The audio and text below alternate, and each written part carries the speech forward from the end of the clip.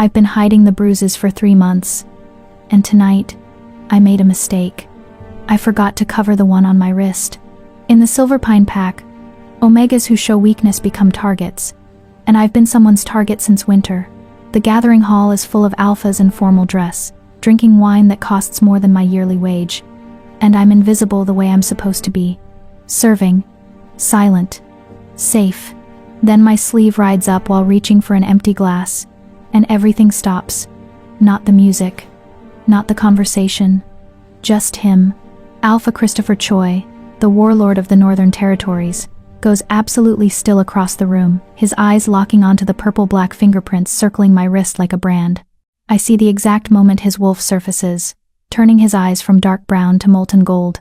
He's moving toward me before I can pull my sleeve down, and I know with sick certainty that the invisibility I've perfected for 3 months just shattered. By dawn, someone is going to die. I just don't know it'll be 23 someones yet. If you want to see how a warlord ends an entire bloodline for one Omega, and whether she'll choose the monster who saved her, hit that like button right now. Trust me, by the time you reach the end, you'll understand why some wolves deserve extinction. Now, let me tell you how it all began. Chapter 1.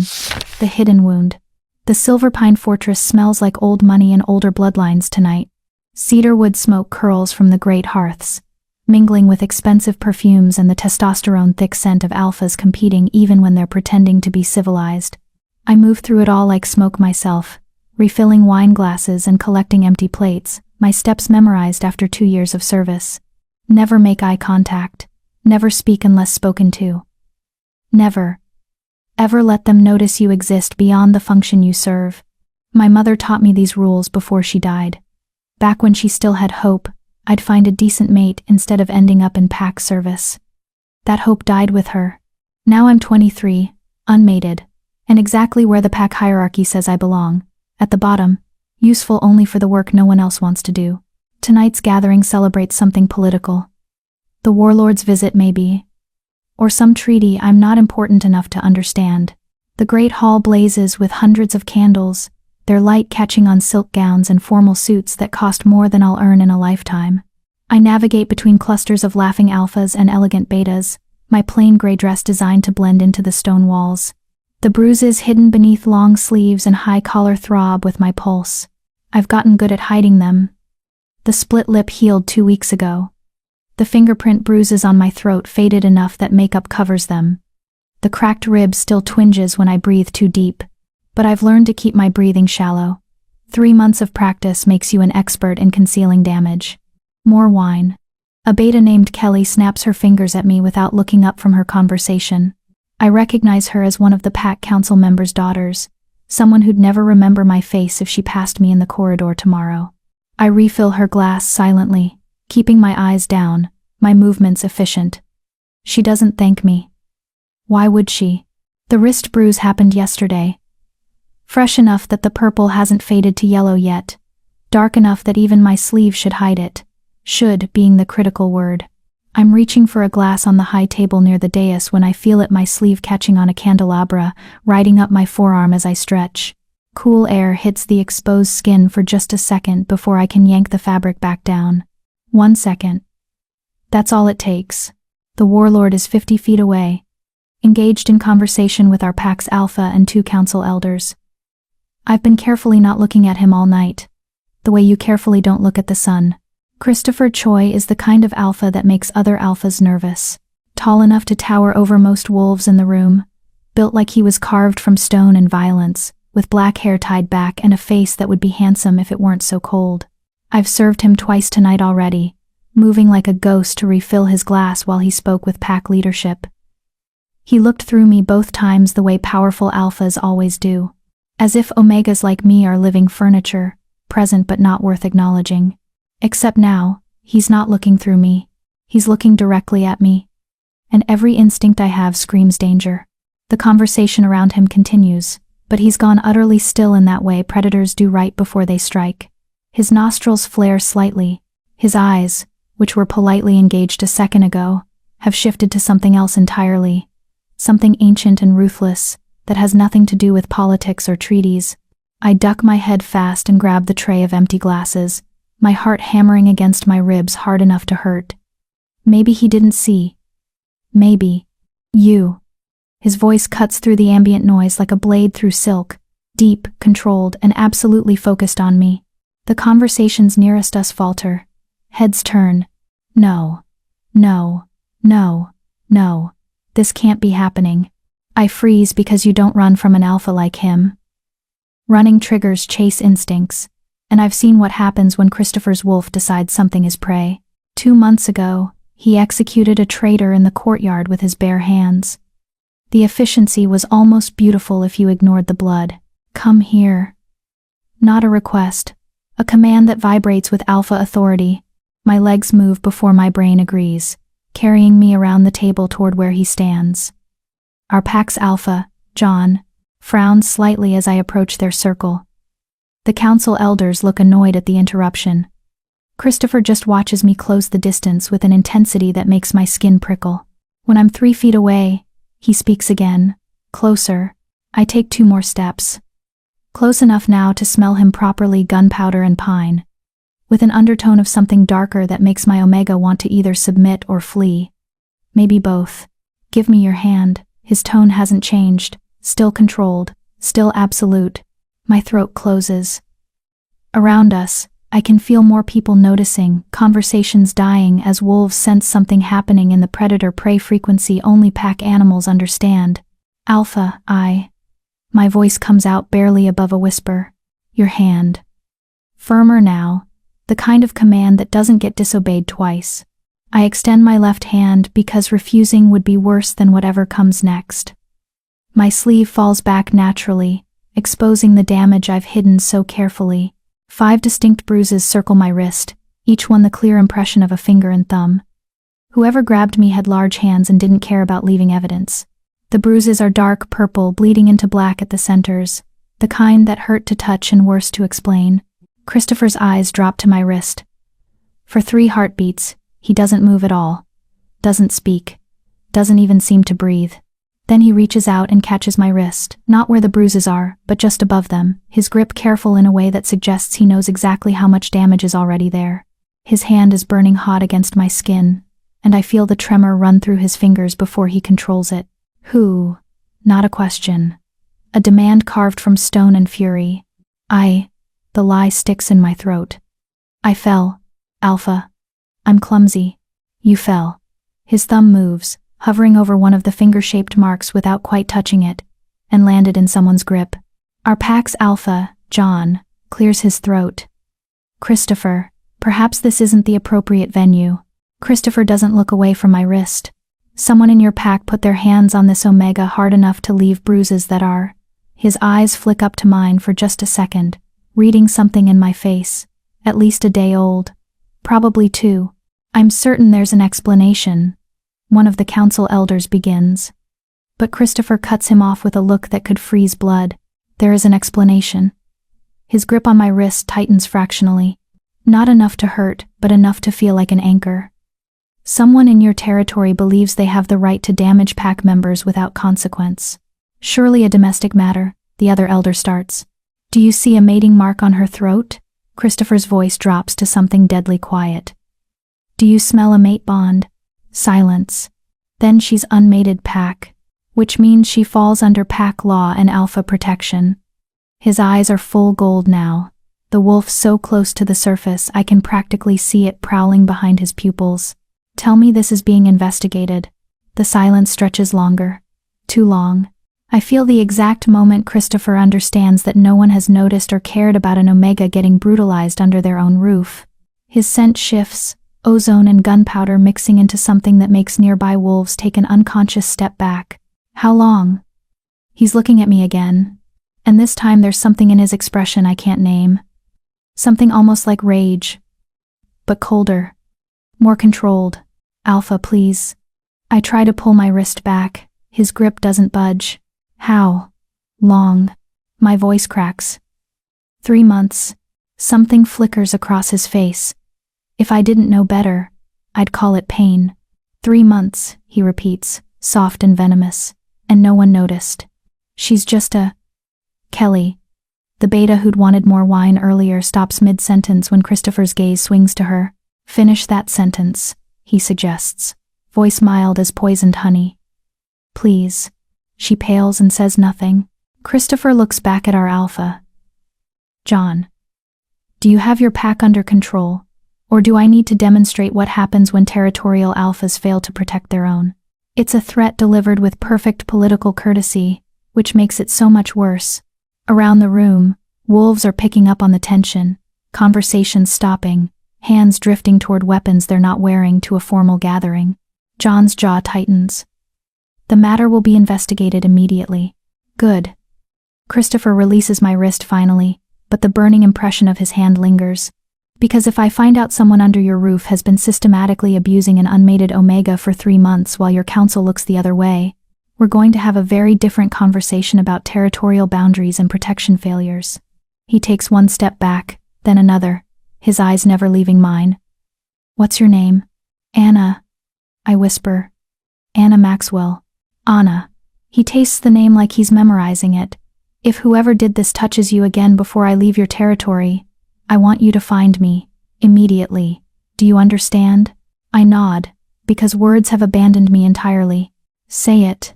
I understand, Alpha. Good. His gaze sweeps the room, and I watch alphas who outrank me by every measure flinch under the weight of it. I'll be in Silverpine for another week. I suggest someone finds answers before I have to look for them myself. Then he turns and walks out of the great hall, leaving shocked silence and the ghost of his scent hanging in the air like a promise of violence. John rounds on me the second Christopher is out of earshot. My office, now. But I'm not looking at him. I'm staring at the doorway where the warlord disappeared, my wrist still burning where he touched it, my Omega whimpering in confusion and something dangerously close to hope. Someone noticed. For the first time in 3 months, someone actually noticed. And somehow, I know that changes everything. Chapter 2. The impossible question. John's office smells like old leather and older anger. I stand in front of his desk with my hands clasped behind my back, eyes fixed on the worn carpet beneath my feet. The formal gathering continues in the great hall below, muffled music and laughter seeping through the floorboards like everything is normal. Nothing is normal. John paces behind his desk, the heavy footfalls of an alpha who's just been publicly challenged in his own territory. 2 council elders flank the doorway, Edward Beasley and Oliver Marr, both old enough to have gray in their hair and enough power to make Omegas like me disappear without questions. 3 months, John says finally, his voice tight with controlled fury. You're claiming abuse for 3 months, and you never reported it? My throat closes around the truth. I didn't think anyone would believe me, Alpha. Try us. Oliver crosses his arms, his expensive suit creaking with the movement. Who put those marks on you? The name sits on my tongue like poison. Tyler Phillips, the son of Councilman Alberto Daniel, one of the wealthiest bloodlines in Silverpine territory. Tyler, who smiles at pack gatherings and volunteers for border patrols and everyone thinks is destined for leadership. Tyler, who cornered me in the lower kitchens 3 months ago and told me I should be grateful an alpha was paying attention to an unmated Omega with no family and no prospects. I'm waiting, John says, and there's a warning in his tone that makes my wolf whimper. It was an accident, I force out.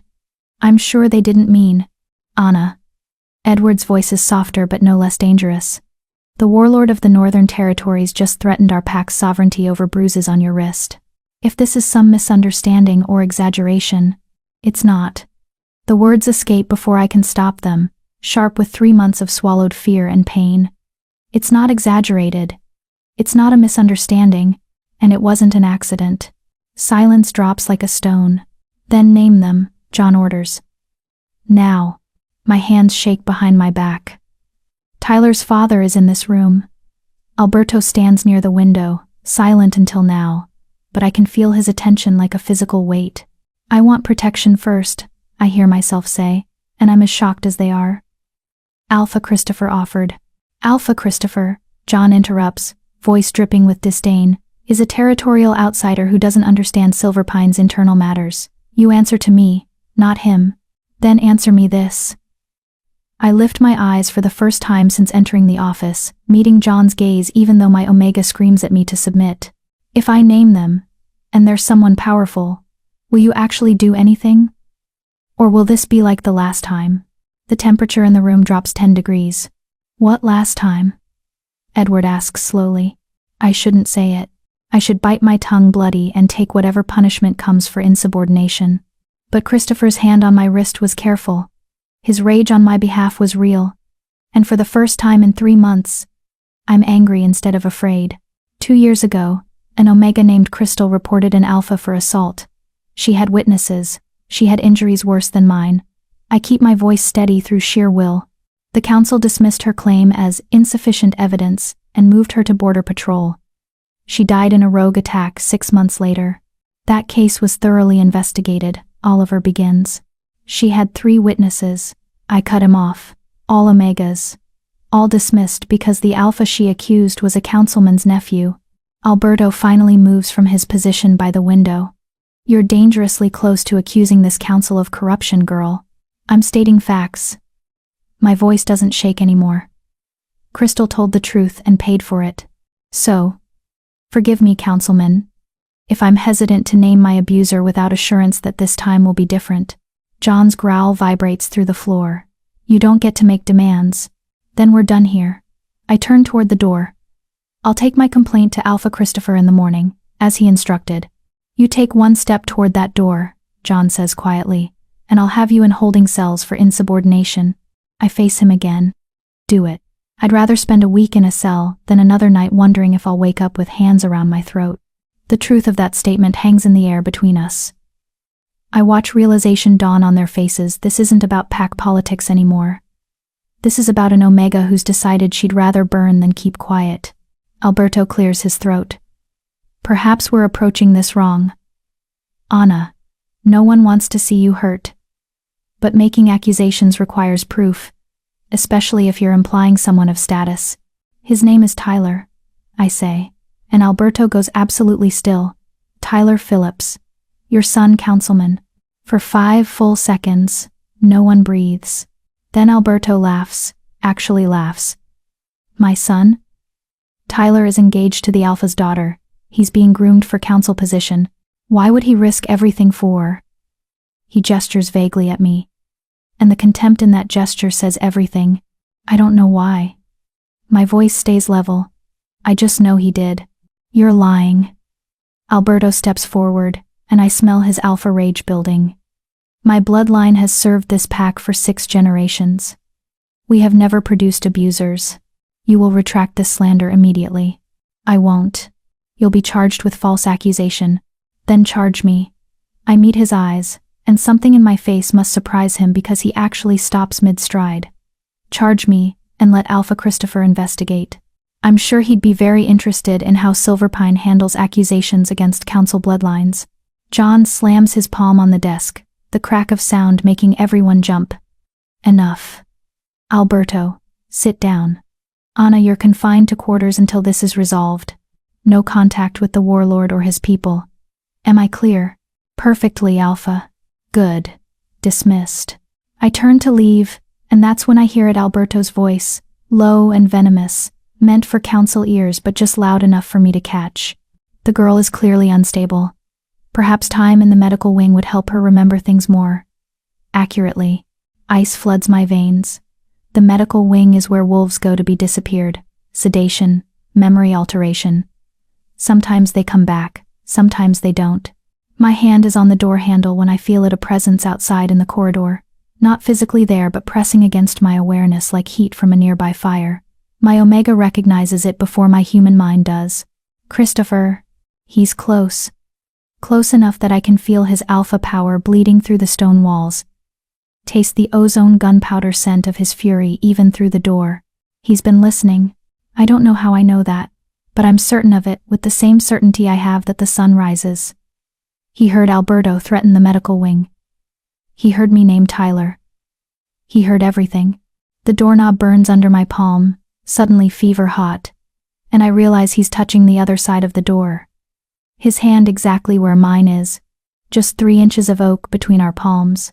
Go, his voice whispers in my head, though I don't hear it with my ears. Before they see me, I'll find you. I jerk my hand back from the door, heart slamming against my ribs. That's not possible. We're not bonded. We've barely spoken.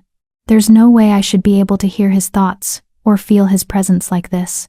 But my Omega knows better. She's known since the moment his hand closed around my wrist in the Great Hall. "Mate," she whispers. "That's our mate."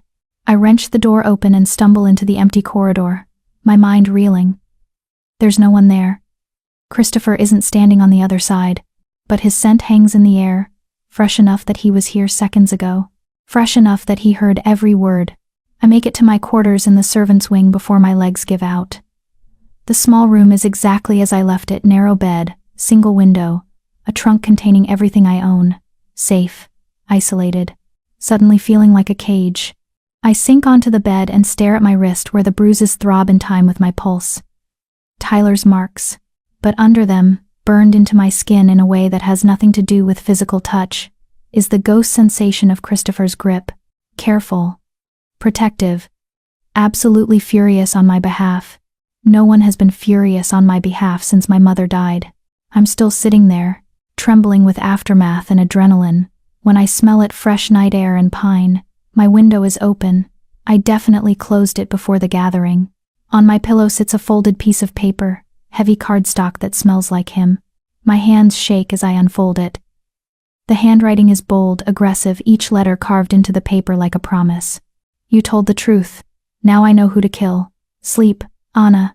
You're safe tonight. By tomorrow, you won't need to hide anymore. See." I read it 3 times. 4. The casual certainty of who to kill should terrify me. It doesn't. What terrifies me is how badly I want him to mean it. I fold the note carefully and tuck it under my pillow. Then I lie down, fully dressed, my back to the door, my hand wrapped around the note like a talisman. For the first time in 3 months, I fall asleep without checking the lock 5 times. For the first time in 3 months, I dream of violence that isn't mine to endure. I dream of dawn, and blood, and Christopher's eyes burning gold while Tyler screams. I wake up smiling. Chapter 3. The Protection Gambit. I wake to someone pounding on my door hard enough to rattle the frame. Gray dawn light seeps through my window, which means I slept maybe 4 hours. My hand automatically goes under my pillow where Christopher's note is hidden. "Anna Maxwell." A voice I don't recognize barks through the wood. "By order of Alpha John. You're to report to the main hall immediately." My heart lurches. I throw on a clean dress, splash water on my face, and braid my hair with shaking fingers. The bruises on my wrist look darker this morning, purple bleeding into black. I don't bother covering them. Let them see. The corridor outside my quarters is empty except for 2 guards waiting to escort me. Neither meets my eyes as we walk. Their silence feels ominous. The main hall is already full despite the early hour. Wolves crowd the Space Pack members, visiting dignitaries, Christopher's northern warriors in their dark leather armor. The morning light slanting through high windows catches on weapons that definitely weren't present at last night's gathering. This isn't a meeting. This is a trial. John sits in the Alpha's chair, on the raised dais, council members flanking him on both sides. Alberto is there, his face carved from stone. Edward and Oliver look uncomfortable. And Tyler stands at the bottom of the dais steps, looking confused and concerned in equal measure. He's dressed impeccably as always, his blonde hair perfectly styled, his expression that of someone trying to understand why he's been summoned at dawn. When he sees me enter, his face transforms into what anyone else would call relief.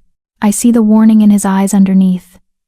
The promise of what happens if I don't play along. "Anna." John's voice cuts through the ambient noise. "Approach." I walk forward on legs that feel disconnected from my body.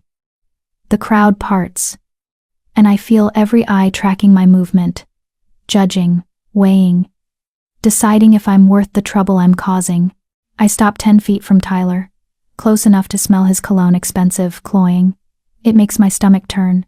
"Last night," John begins, "you made a serious accusation against Tyler Phillips, son of Councilman Alberto Daniel. Do you stand by that accusation?" My mouth goes dry. "Yes, Alpha. Describe the nature of your complaint." This is it. The moment where I either speak or break. I can feel Tyler's eyes on me, feel the weight of his family's power pressing down like a physical thing. I take a breath and start talking. 3 months ago, Tyler cornered me in the lower kitchens after midnight. He said I should be grateful and Alpha was interested in me. When I tried to leave, he grabbed my arm. I hold up my wrist, displaying the fading bruises from the first assault alongside the fresh ones from yesterday. These are from yesterday when he found me in the supply corridor. But there have been others. I pull down my collar, revealing the faint yellow marks on my throat that makeup can't quite hide anymore. 2 weeks ago, he choked me until I passed out. I woke up in the cold storage closet. Gasps ripple through the crowd. Tyler's expression shifts to shock and hurt perfectly performed. Anna, this is... He shakes his head, looking at John with confusion that seems absolutely genuine. Alpha, I don't understand. I've never touched her. I barely know who she is. Liar. I breathe. I understand you're upset, Tyler continues, voice dripping with sympathetic concern. Service work is difficult. The stress can cause confusion. Perhaps you've mistaken someone else for me in the dark. The crowd murmurs. I watch belief sliding toward Tyler. Away from me. He's too clean. Too respectable. Too perfectly innocent. There's no confusion, I say, louder now. You told me your father would make sure no one believed me. You said Omegas like me were disposable. You said, enough. Alberto rises from his council seat. My son is engaged to Alpha John's daughter. He has no interest in unmated Omegas. This girl is clearly disturbed, possibly seeking attention or compensation. She's seeking justice.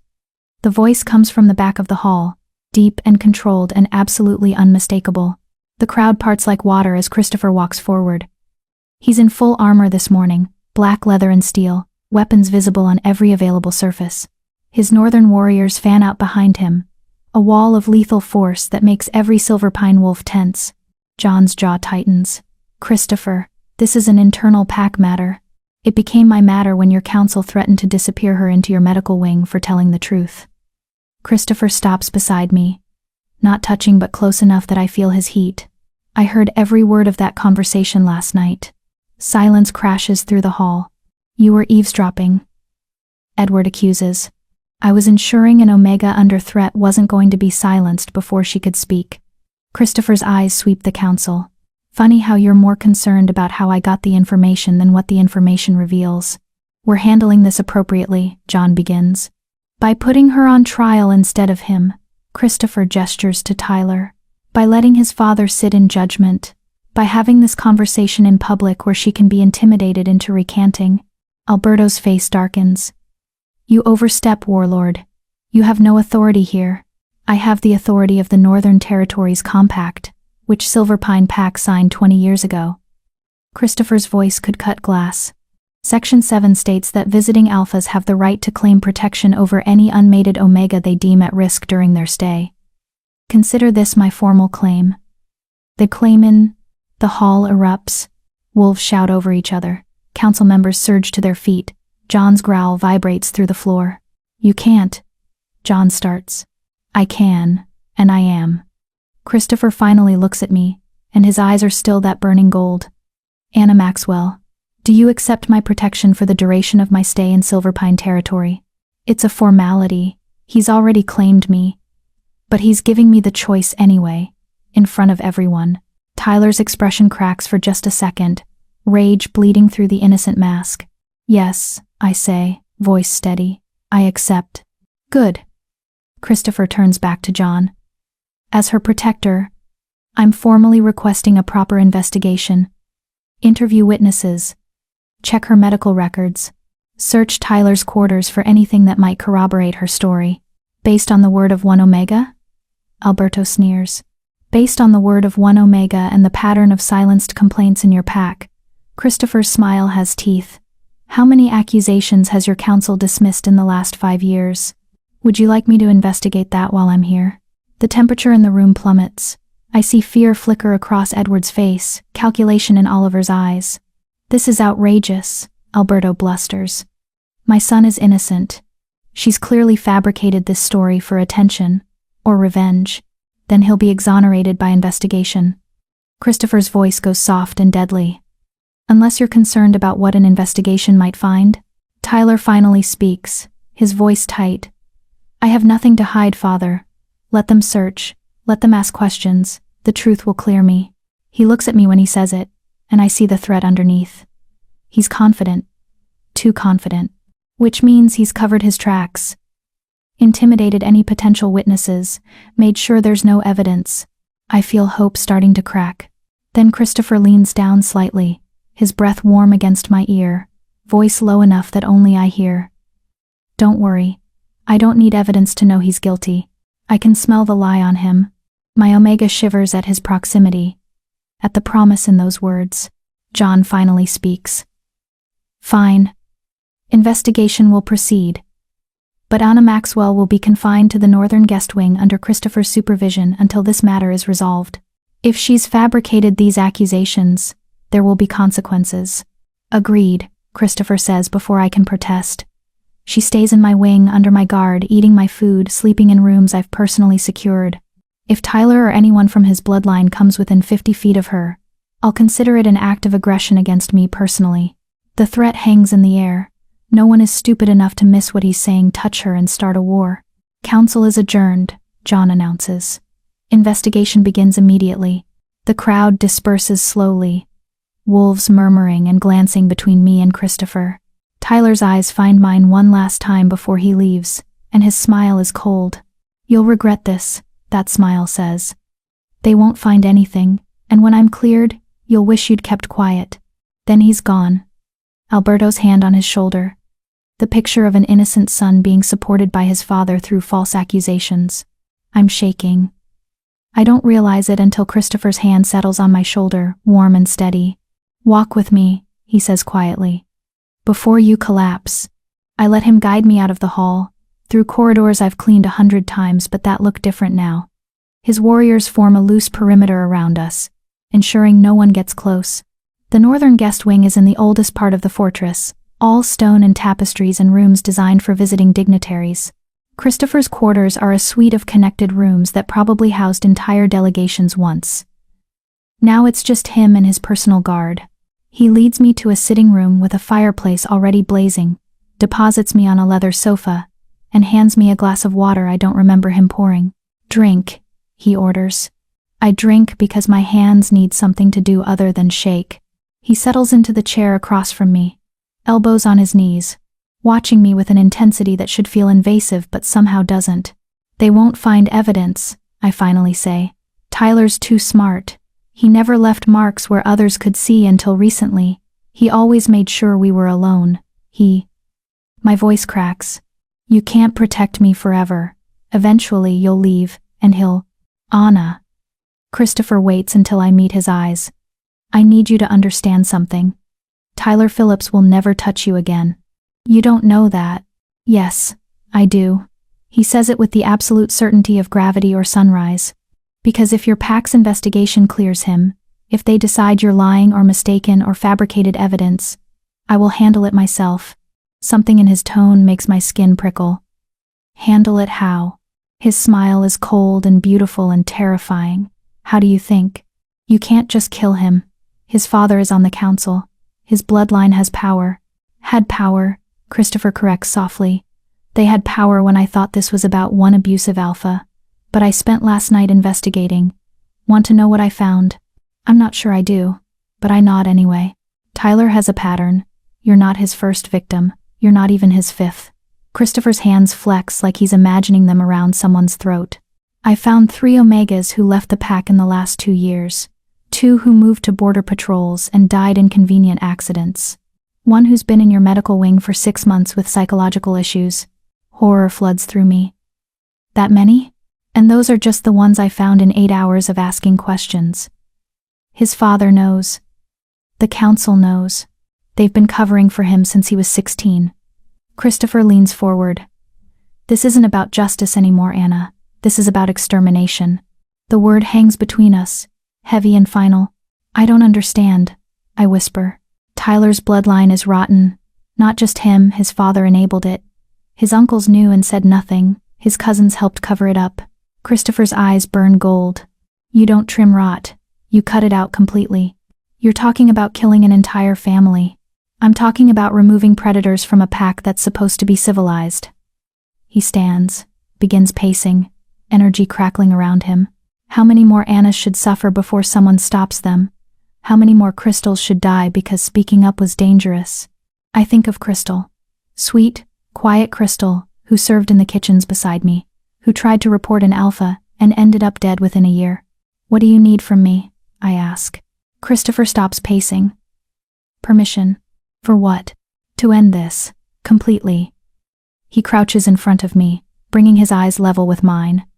Your pack will investigate and clear Tyler because his bloodline owns half the council. Then you'll be blamed for false accusations. Maybe they'll banish you. Maybe worse. Or, his hand hovers near my knee, not touching but close enough to feel. Or I handle this my way. Permanently. But I won't do it without your consent. Why does my consent matter? Because this is your justice. His voice softens. I won't take it from you by acting without your approval. So I'm asking, do you want them gone? All of them? Every Phillips who knew and did nothing? I should say no. I should be horrified at the idea of genocide over abuse. Good Omegas don't want violence. Good Omegas forgive and heal and move on. But I'm not a good Omega anymore. I'm an Omega who's been beaten and choked, and told she doesn't matter for 3 months while everyone looked away. I meet Christopher's burning gold eyes. Yes, I whisper. I want them gone. His smile is sharp and satisfied. Good. Then let the investigation play out. Let them think they've won. And when they clear Tyler, he stands, and I feel his alpha power rolling off him in waves. I'll show them what happens when warlords lose patience. When? I ask. New moon. 3 nights from now. He offers me his hand. Until then you stay here, safe, eating real food, sleeping without fear. Can you do that? I take his hand and let him pull me up. His grip is careful around my bruised wrist, but I feel the strength underneath, the leashed violence waiting for direction. I can do that, I say. Good. He doesn't let go of my hand immediately. One more thing. You'll feel me sometimes. Sense my location. Maybe hear my thoughts. My breath catches. I already do. Last night, outside John's office. I know. His thumb brushes across my knuckles. It's the bond starting. Not complete yet, but beginning. You feel it? Yes.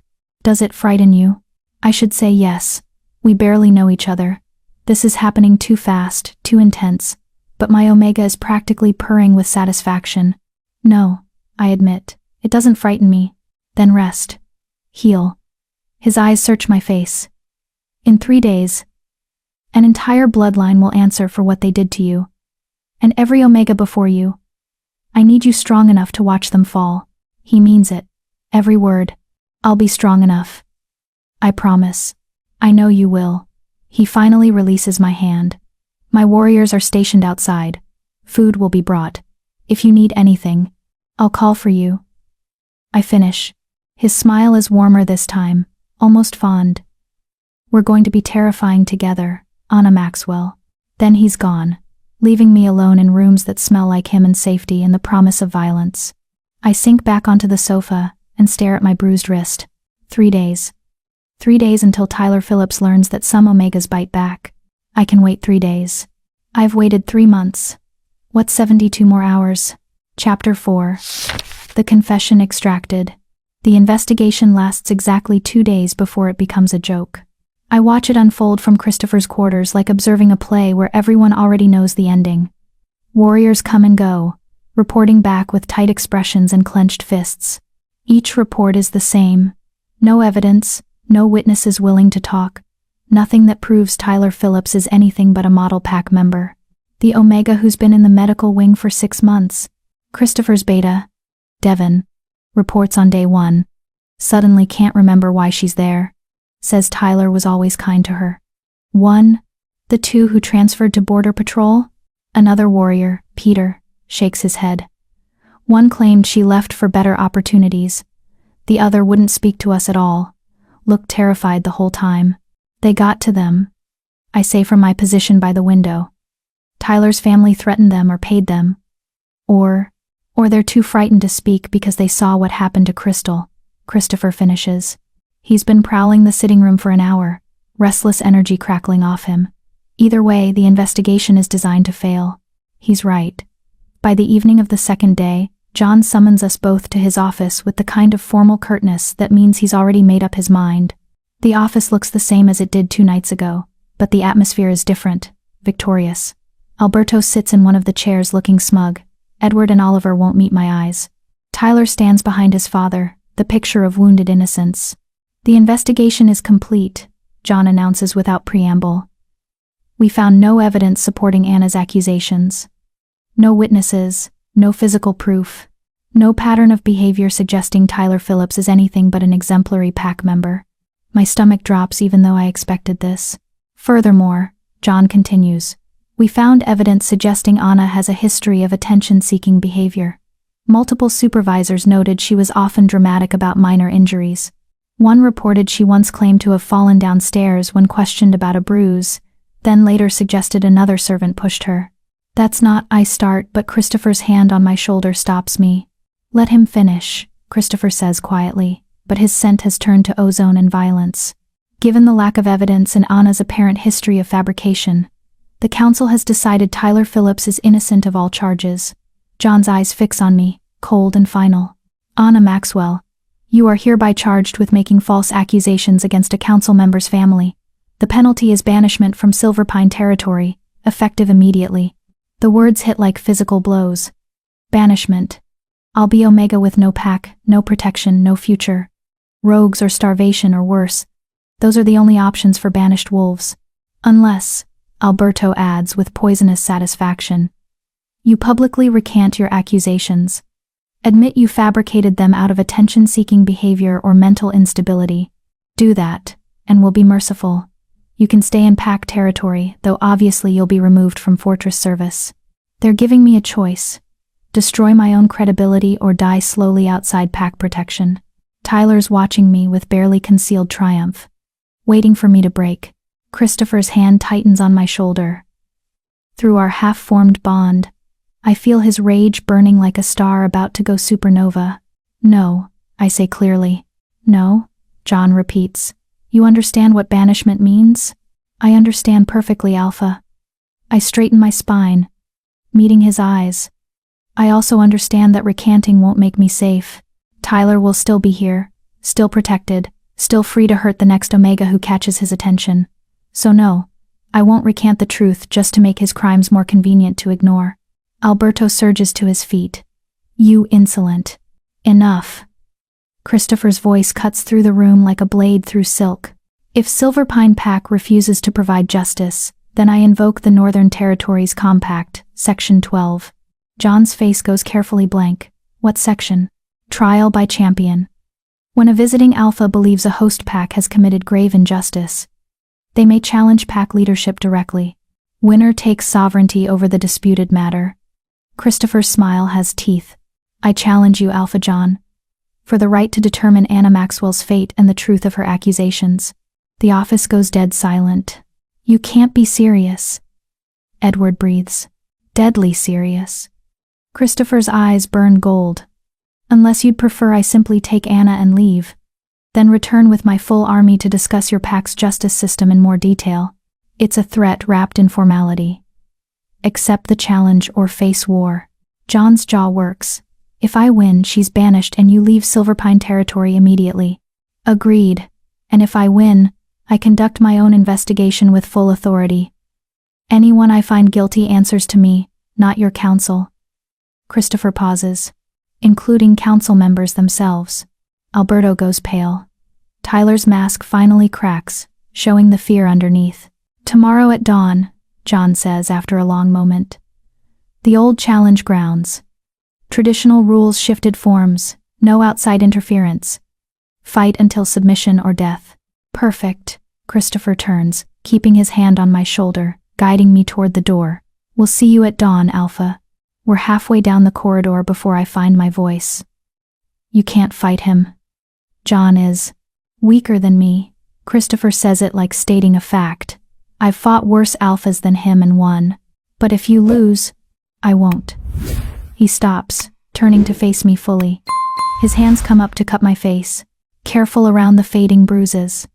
Anna, I need you to trust me. Can you do that? His eyes are so gold, they barely look human anymore. I can feel his certainty through the bond, solid as stone. Yes, I whisper. Good. His thumb brushes my cheekbone.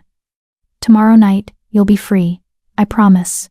He walks me back to his quarters where dinner is already waiting, real food, the kind servants never get, roasted meat, and fresh bread and vegetables that haven't been picked over by higher ranks first.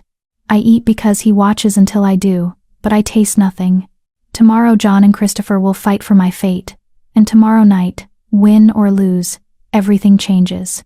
The challenge ground is an ancient stone circle in the forest north of the fortress. I've never seen it before. Servants don't get invited to alpha challenges, but I know the stories. Hundreds of years of pack leadership disputes have been settled here, the ground soaked with enough blood that nothing grows within the circle. Dawn light filters through the trees as Christopher's warriors escort me to the viewing area, 20 feet up on a natural rock ledge where spectators can watch without being in danger. The entire pack is gathering, wolves filling the forest in a loose semicircle around the ancient stones. Tyler is there with his father, both of them watching me with expressions that promise this isn't over, regardless of who wins. John enters the circle first, already stripped to skin, his alpha power making the air thick and heavy. He's older than Christopher by 15 years, scarred from decades of challenges and battles. Not someone to underestimate. Christopher enters from the opposite side, and every wolf present feels the difference immediately. His power doesn't just fill the space, it dominates it. Younger, stronger, carrying the authority of territories much larger than Silverpine. They face each other across the blood-stained ground. Last chance to withdraw, John offers. Leave Anna to pack justice and go in peace. Pass. Christopher's smile is cold. I've seen your pack's justice. I prefer mine. Then let's begin. The shift takes seconds. Bones cracking, flesh reforming, two massive wolves facing each other where men stood. John's wolf is dark gray, heavily muscled. Christopher's is black as midnight, larger by half, eyes burning gold even in wolf form. They circle once, twice. Then John lunges. The fight is brutal and efficient. John's experience shows in his tactics, going for tendons, using his weight, trying to tire the younger wolf out. But Christopher is faster, stronger, and absolutely merciless. He doesn't just fight to win, he fights to make a point. Within 5 minutes, John is bleeding from a dozen wounds. Within 10, he's limping. Within 15, Christopher has him by the throat, jaws locked around his windpipe. One calculated squeeze away from ending it. John's wolf goes still. Submission. Christopher holds the position for 3 more seconds, long enough that every wolf present understands he could kill their alpha and chooses not to, then releases him and shifts back to human form. John shifts back slowly, one hand on his throat, blood running down his chest. It's done, Christopher says, voice carrying to every witness. Anna Maxwell is under my authority now. Her accusations will be investigated properly. Anyone who interferes answers to me. He doesn't wait for acknowledgement.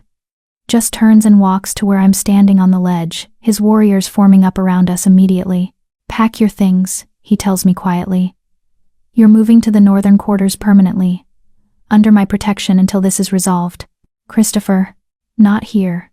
His eyes scan the crowd, cataloging threats. We'll talk in private. But as we walk back through the forest, I see it, Tyler and Alberto standing together, their expressions no longer smug. Now they just look calculating, dangerous. That night, Christopher sits across from me in the northern quarters, cleaned of blood but still radiating post-battle energy. They'll come for you now, he says bluntly. Not openly. But they know I won't stay in Silverpine forever. They're patient. They'll wait until I leave, then make you disappear. I know. I've been thinking the same thing all day. So here's what's going to happen. He leans forward, elbows on his knees. Tomorrow night is the new moon. I'm going to handle Tyler and his bloodline permanently, but I need to know, truly know, that this is what you want. Not what you think I want, or what you think you should want. What do you actually want, Anna? I think about Crystal. About the Omega in the medical wing, who can't remember why she's there. About the ones who transferred away, or died in convenient accidents. About 3 months of hands around my throat and bruises I had to hide and fear that tasted like copper on my tongue.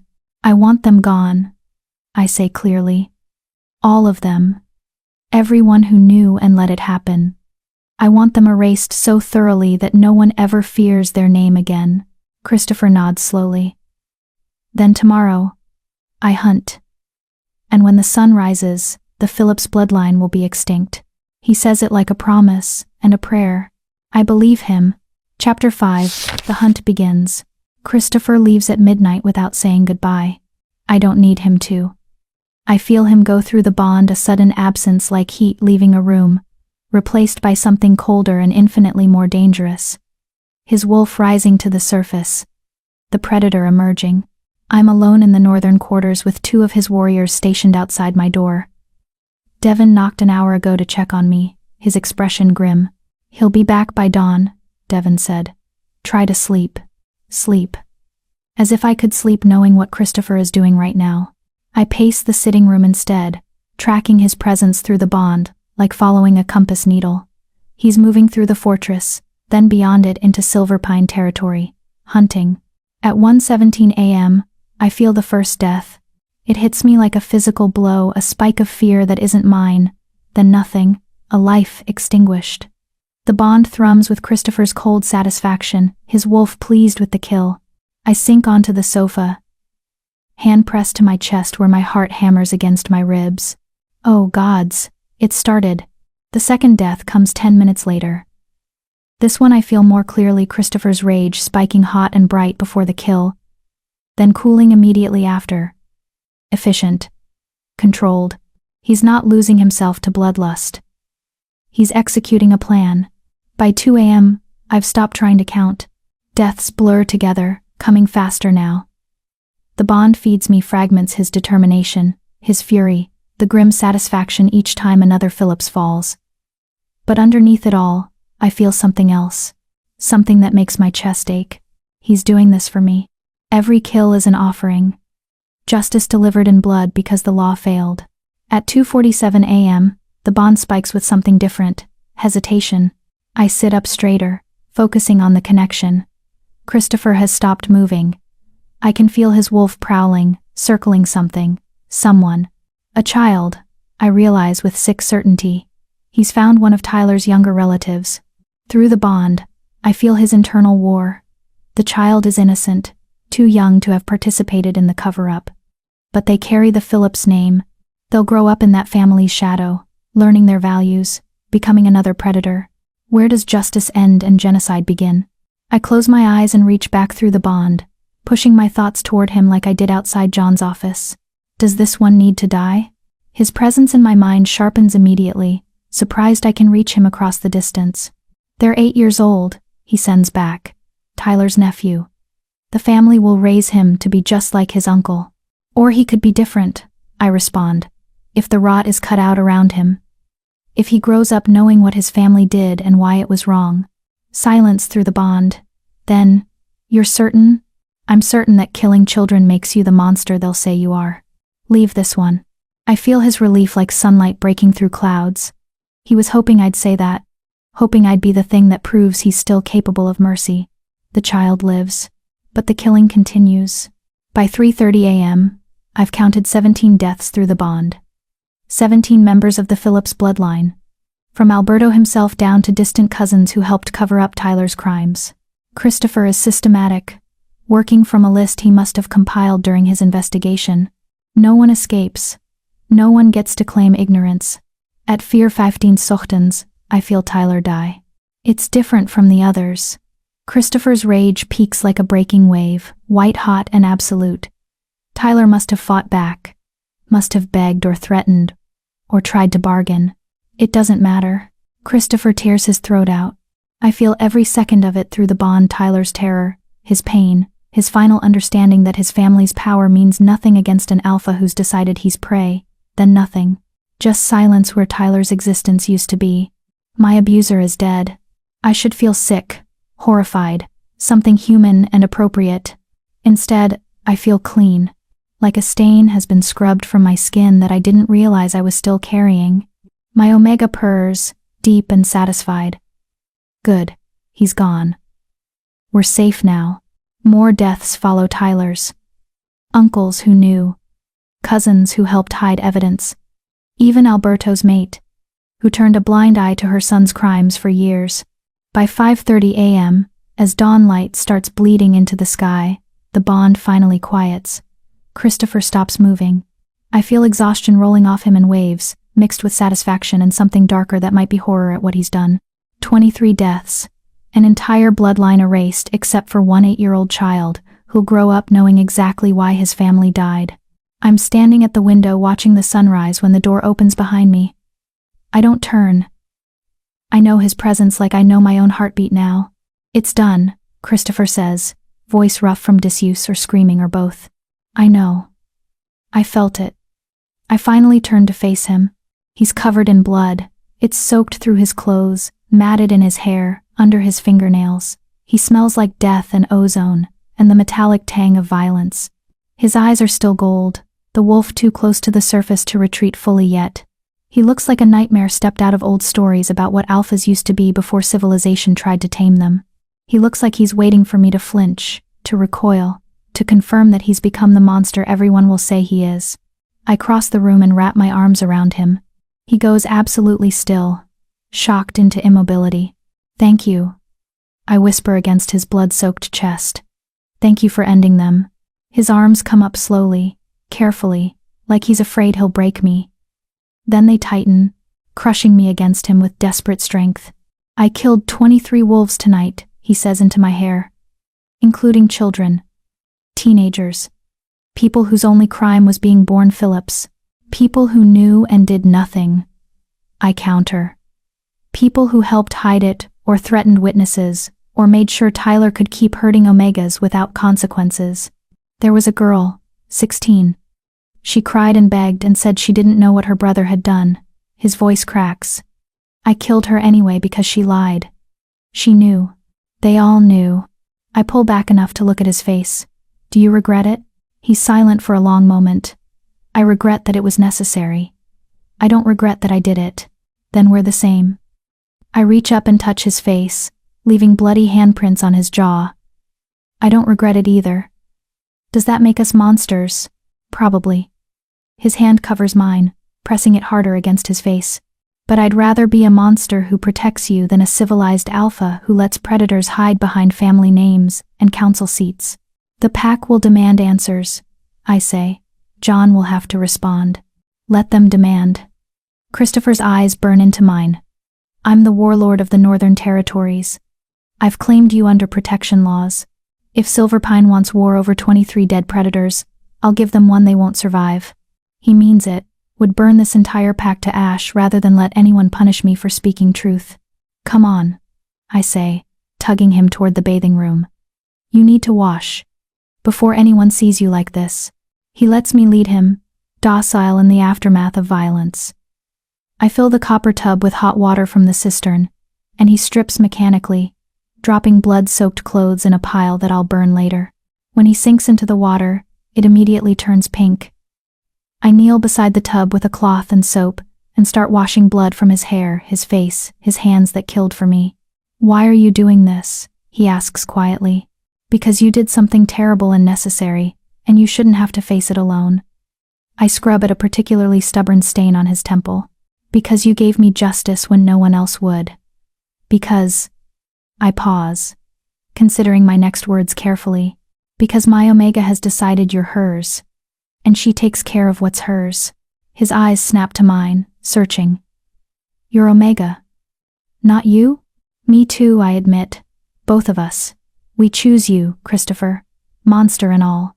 He catches my wrist, the one still marked with fading bruises from Tyler, and brings it to his lips. Kisses each finger-shaped mark with devastating gentleness. "I would have killed 100 Phillips for you," he murmurs against my skin. 1,000. However many it took to make you safe. "I know. And I do. I feel it through the bond." His absolute certainty that my safety matters more than his soul. We stay like that until the water goes cold, and the blood is washed away. Until he looks almost human again, instead of like something that crawled out of Wolf's oldest nightmares. Dawn is fully broken when he finally climbs out of the tub. I hand him clean clothes and watch him dress, both of us silent with the weight of what comes next. "They'll find the bodies soon," he says. "The council will convene. They'll accuse me. Let them." I straighten his collar with steady hands. You won the challenge. You have authority over my case now. They can't touch you without starting a war they'll lose. They can try to separate us, send you away for your own safety or some political. I'm not going anywhere.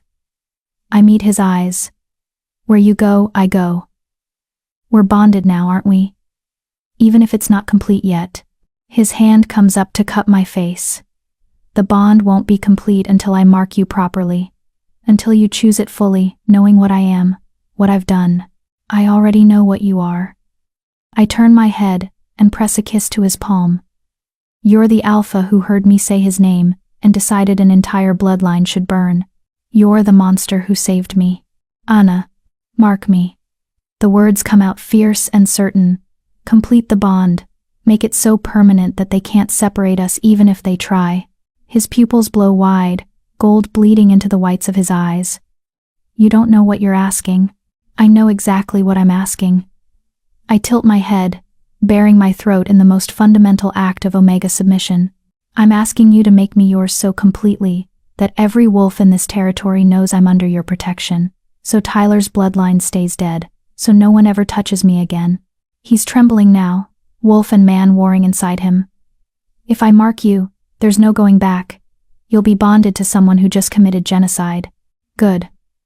I step closer, until we're breathing the same air. Bond me to the monster. I choose him. I choose you. I choose this. He breaks. His mouth crashes against mine, desperate and claiming. His hands fist in my hair, tilting my head back to deepen the kiss. I taste copper and fury, and something that might be devotion, or obsession, or both. When he pulls back, we're both panting. Say it again, he demands. Say you choose this. Choose me, all of me. I choose you. I breathe. Christopher Choi, warlord of the Northern Territories, alpha who killed 23 wolves to keep me safe. I choose you. Mark me. Make me yours. His eyes flash full gold. Mine. Yours. He moves faster than I can track, spinning me around and pulling my back against his chest. His arm bands across my stomach, holding me secure. His breath ghosts over the spot where my neck meets my shoulder, the place where mate marks go. Last chance, he murmurs against my skin. After this, you're mine forever. Even if you regret it. Even if you hate what I am. Never. I reach back and tangle my fingers in his hair. I'll never regret choosing the alpha who chose me first. His teeth sink into my flesh. Pain explodes white-hot and absolute, stealing my breath and my sight. Then it transforms pleasure so intense my knees buckle, only his arm keeping me upright. The bond slams home like a door locking, like chains clicking into place, except it doesn't feel like imprisonment. It feels like belonging. I feel everything: his exhaustion from the hunt, his satisfaction at my acceptance, his fierce possessive joy that I'm his now, permanently, irrevocably his, and underneath it all, the bone-deep relief that I didn't reject him. That I saw what he was capable of, and chose him anyway. Mine, his wolf snarls through the bond. Ours, keep safe, protect always. Yours, my Omega answers, purring with satisfaction, mate, alpha, home. When he releases my throat and licks the wound to seal it, I'm shaking so hard I can barely stand.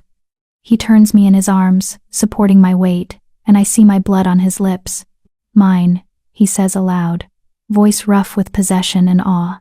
Yours, I agree, and press my bloody fingers to his chest, right over his heart. And you're mine too. My monster, my alpha, my mate. His forehead drops to mine. What have we done? Survived. I lean into him, letting him take my weight. We survived them, now we survive this. Outside, I hear shouting. The alarm being raised. Someone's found the bodies. Let them come. I'm bonded to a warlord now. To an alpha who ended a bloodline for me. Let the whole pack try to separate us. They'll find out exactly how far Christopher Choi will go to keep what's his. Chapter 6. The night before. The bodies are discovered by dawn patrol at 6:47 a.m. I know because I feel Christopher's warriors moving into defensive positions around the northern quarters, their tension bleeding through the stone walls. Through the bond, I sense Christopher's cold satisfaction as the news spreads like wildfire through the fortress. Let them know, he sends through our connection. Let them understand what happens to predators. I'm sitting by the window with his bite mark throbbing on my neck, permanent, possessive, visible to anyone who looks. The bond hums between us, stronger now that it's complete. I can feel his location without trying, sense his emotional state like reading weather patterns. Right now, he's standing in the corridor outside my room, blocking the entrance while wearing the expression that makes seasoned warriors nervous. The knock comes at 7 a.m. sharp, aggressive, demanding. "Open this door," John's voice, tight with fury. "Christopher, we need to talk, now." I stand, smoothing my dress, making sure Christopher's mark is visible above my collar. Let them see. Let them all see. Christopher doesn't move to open the door. "We can talk through it, John. I'm comfortable where I am. 23 members of the Phillips bloodline are dead." John's voice shakes. Slaughtered in their homes. Women, children. The entire family wiped out in a single night. 22, Christopher corrects calmly. I spared the 8-year-old. He's currently with his mother's family who aren't Phillips by blood. Silence. Then, you admit it. I admit nothing. I'm simply correcting your count. I can hear the smile in Christopher's voice. But hypothetically, if someone did decide to exterminate a bloodline of predators who've been abusing omegas for decades while your counsel looked the other way, I'd say that someone did your pack a service. A service? Edward's voice now high and shocked. "You murdered." "I murdered no one." Christopher interrupts. "Murder implies illegality. I executed justice. That your pack was too corrupt or too cowardly to deliver. There's a difference." "This is insane," Oliver says. "You can't just. The Northern Territories Compact doesn't give you authority to." Section 7, Clause 4, Christopher recites. "A visiting alpha with protection claim over an at-risk omega has the right to eliminate immediate threats to said omega's safety." Tyler Phillips was an immediate threat. His family enabled him. They became threats by extension. That clause refers to defending against active attacks. John's fist slams against the door. "Not premeditated. Tyler attacked Anna for 3 months while you did nothing." Christopher's voice goes cold and deadly. "Every day you failed to stop him was an active attack your pack sanctioned through inaction. I simply stopped a threat your leadership was too compromised to address." I move closer to the door, pressing my palm against the wood. Through the bond, I feel Christopher's awareness of me shift, his attention split between the argument and my proximity. "I'm here." I send through the connection. "You're not alone in this." His relief pulses back. "Stay inside. This might get violent." "Open this door," John demands again. "That's an order from the alpha of this territory. And I'm the warlord of the Northern Territories with a protection claim on Anna Maxwell, who is now my bonded mate." Christopher's voice carries absolute authority. "Your orders mean nothing to me. Now, if you're here to formally charge me with a crime, present your evidence, and we'll discuss extradition treaties. If you're here to threaten my mate, we're going to have a much shorter, much bloodier conversation." "Your mate?" "Alberto's mate, no. Alberto's widow." Her voice breaks on a sob. "You killed my husband, my son, my entire family. And you stand there talking about mates?" "Your husband enabled a predator," Christopher says without sympathy. "Your son was that predator. Your family helped him hunt omegas for sport." "Yes, I killed them. Yes, I'd do it again. The only question is whether Silverpine Pack wants to make this a problem." "Of course it's a problem," John roars. "You can't massacre pack members without consequences. Then arrest me." Christopher's challenge rings clear. "Send your warriors to take me into custody. Let's see how that works out for everyone involved." Silence. Because everyone present knows exactly how that would end, with more bodies and a pack war Silverpine can't win. "This isn't over," John finally says. "The council will convene. Evidence will be gathered. You may have authority over Anna's case, but you don't have authority to commit genocide. Call it what you want," Christopher replies. "The Phillips bloodline ended last night. Anna is safe. Justice was served. Everything else is just politics." Footsteps retreat down the corridor. I hear muttered conversations, outraged whispers, the rustle of wolves who can't quite believe what they just heard. When silence finally falls, Christopher opens the door and slips inside. He looks exhausted now that the adrenaline is fading, the weight of 23 deaths pressing down on shoulders that were only trying to protect me. They'll try to separate us, he says, leaning against the closed door. Claim you're under my influence, that you need to be evaluated for your own safety. Let them try. I cross to him, taking his hands. I chose this. I chose you. I chose the bond. They can't undo that without killing one of us. His jaw tightens. Don't say that. It's true though, isn't it? Mate bonds can't be broken except by death. I squeeze his hands. So either they accept this, or they commit the same kind of murder you're being accused of. Anna. No. I cut him off. You spent last night ending threats to keep me safe. Now it's my turn. I won't let them make you the villain when you gave me justice no one else would. He pulls me against his chest, his chin resting on top of my head where his mark throbs with shared heartbeat. You shouldn't have to defend someone who killed 23 wolves. I'm not defending someone who killed 23 wolves. I tilt my head back to meet his eyes. I'm defending my mate who eliminated 23 predators. There's a difference. His laugh is rough and exhausted. How are you this calm? Because I slept knowing Tyler was dead. Because I woke up bonded to you instead of wondering when he'd corner me again. I touch the mark on my neck. Because for the first time in 3 months, I feel safe. That's worth defending. A knock interrupts us gentler this time. Devon's voice filters through. Christopher, the council has called an emergency session. They're demanding your presence. Christopher's eyes don't leave mine. Tell them I'll attend on one condition. Anna comes with me. No separation, no private interrogations, no attempts to isolate her for her own good. They won't agree to that. Devon warns. Then I don't agree to attend. Christopher's arm tightens around me. I'm done playing by rules written to protect predators. I'll relay the message. When Devon's footsteps fade, I pull back enough to look at Christopher properly. You can't refuse the council forever. Watch me, Christopher. I make my voice firm. We have to face this eventually. Better to do it now, together, than let them build a case against you while we hide. He studies my face for a long moment. You're not afraid? Terrified, I admit. But I'd rather be terrified standing beside you than safe and alone. Something softens in his expression. When did you get so brave? When a warlord decided I was worth saving.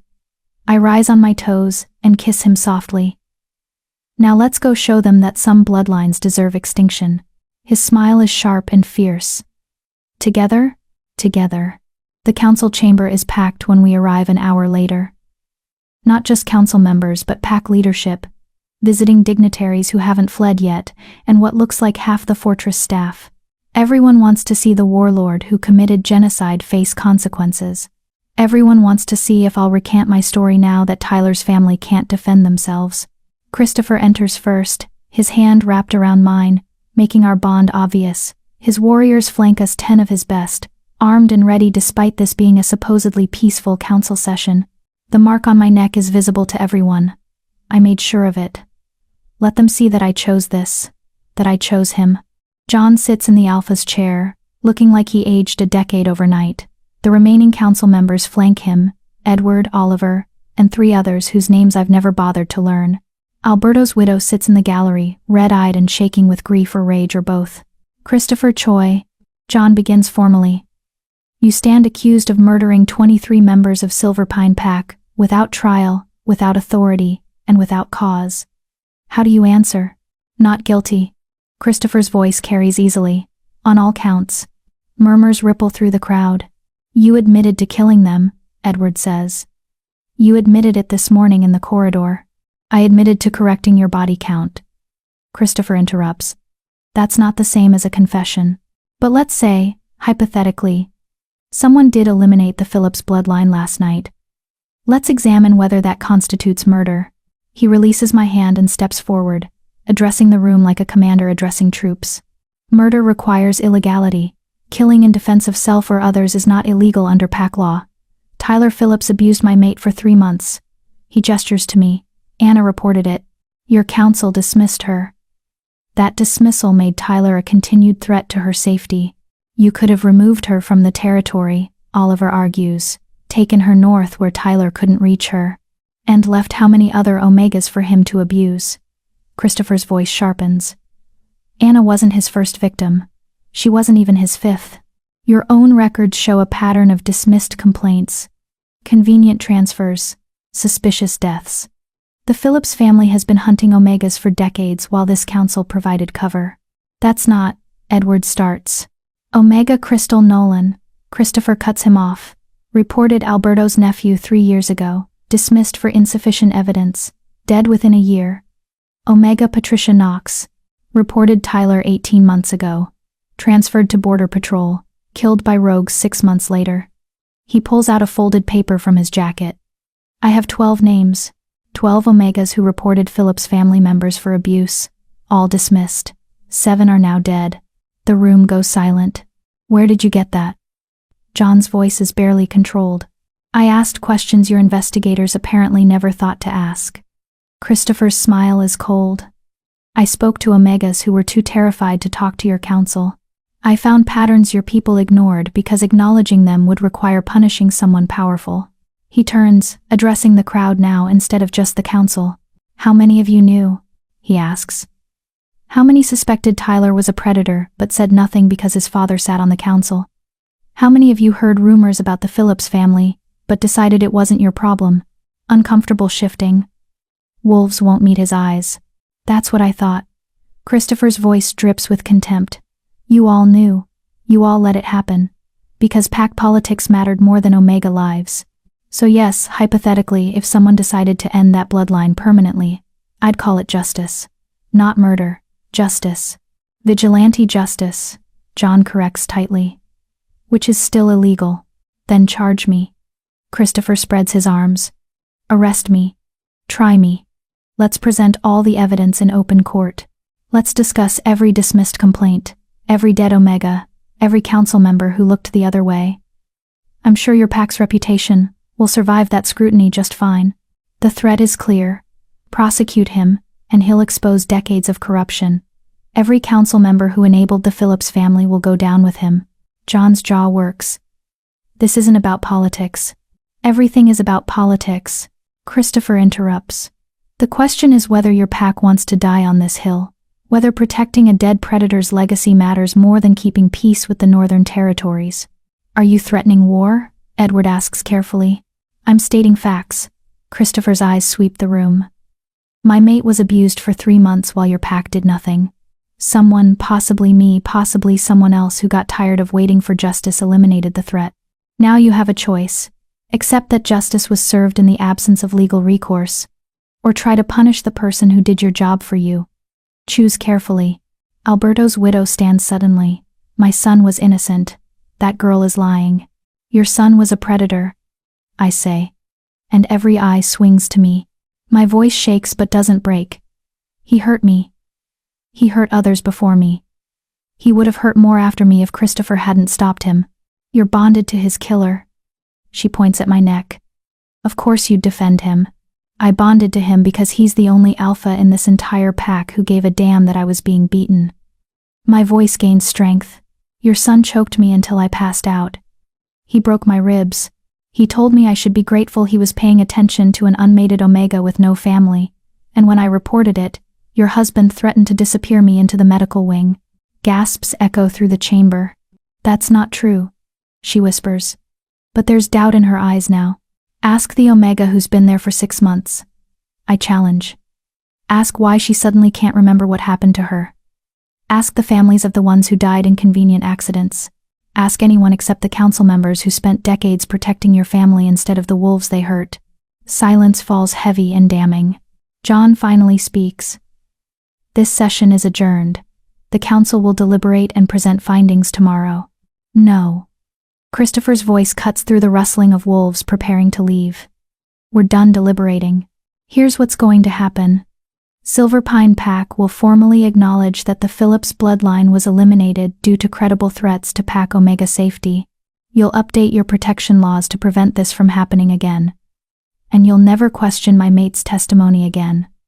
Or, he pauses, you can try to arrest me, start a war you'll lose, and watch your territory get absorbed into mine when this is over. Choose. It's not a negotiation. It's a declaration. John stares at him for a long moment. Then, slowly, he nods. The council will draft new protection protocols, he says, voice hollow. The Phillips matter will be considered closed. Good choice. Christopher takes my hand again. We'll be leaving Silverpine territory tomorrow. I suggest you use the time to figure out how many other predators are hiding in plain sight. He turns and walks out, pulling me with him, his warriors forming up around us. Behind us, I hear the explosion of conversation, arguments, accusations. We're halfway to the northern quarters when I start shaking. Christopher stops immediately, pulling me into an alcove away from curious eyes. Anna? We won, I whisper. They're actually letting us walk away. Of course we won. He cups my face carefully. They had no choice. Fighting us means exposing everything they've hidden. They chose survival over pride. Tyler's really gone. His family's gone. No one's coming after me. No one's coming after you. He confirms. You're safe. Finally. Actually safe. The reality crashes over me and I'm crying, clutching at Christopher's shirt while 3 months of fear and pain and terror pour out in shaking sobs. He holds me through it. One hand in my hair, the other around my waist, anchoring me while I fall apart. I've got you, he murmurs. I've got you. You're safe. You're mine. Nothing will ever hurt you again. I believe him.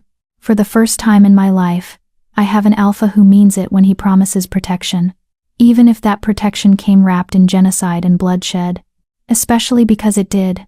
Chapter 7, The Purge. We leave Silverpine territory at dawn. Christopher's entire contingent moves as 120 warriors, their supplies, and me at the center of it all wearing travel clothes that don't belong to a servant. Fine wool, leather boots that fit properly, a cloak lined with fur that smells like him. His mark on my neck is still fresh enough to ache with every heartbeat. The pack gathers to watch us go, not to mourn or protest, just to bear witness. John stands at the fortress gates with what's left of his council, expression unreadable. Some wolves look relieved we're leaving. Others look terrified of what we've exposed. A few Omegas watch from the servant quarters windows. I catch Crystal's sister's eye. She mouths thank you before disappearing back inside. Tyler's gone. Alberto's gone. The entire bloodline that hunted Omegas for sport is extinct. I should feel guilty. Shouldn't I? I don't. Christopher rides beside me, his horse matching pace with mine. Through the bond, I feel his alertness, his readiness for ambush or last-minute treachery. But Silverpine Pack lets us leave without incident. They're too busy burying their dead and rewriting their laws to start a war they'd lose.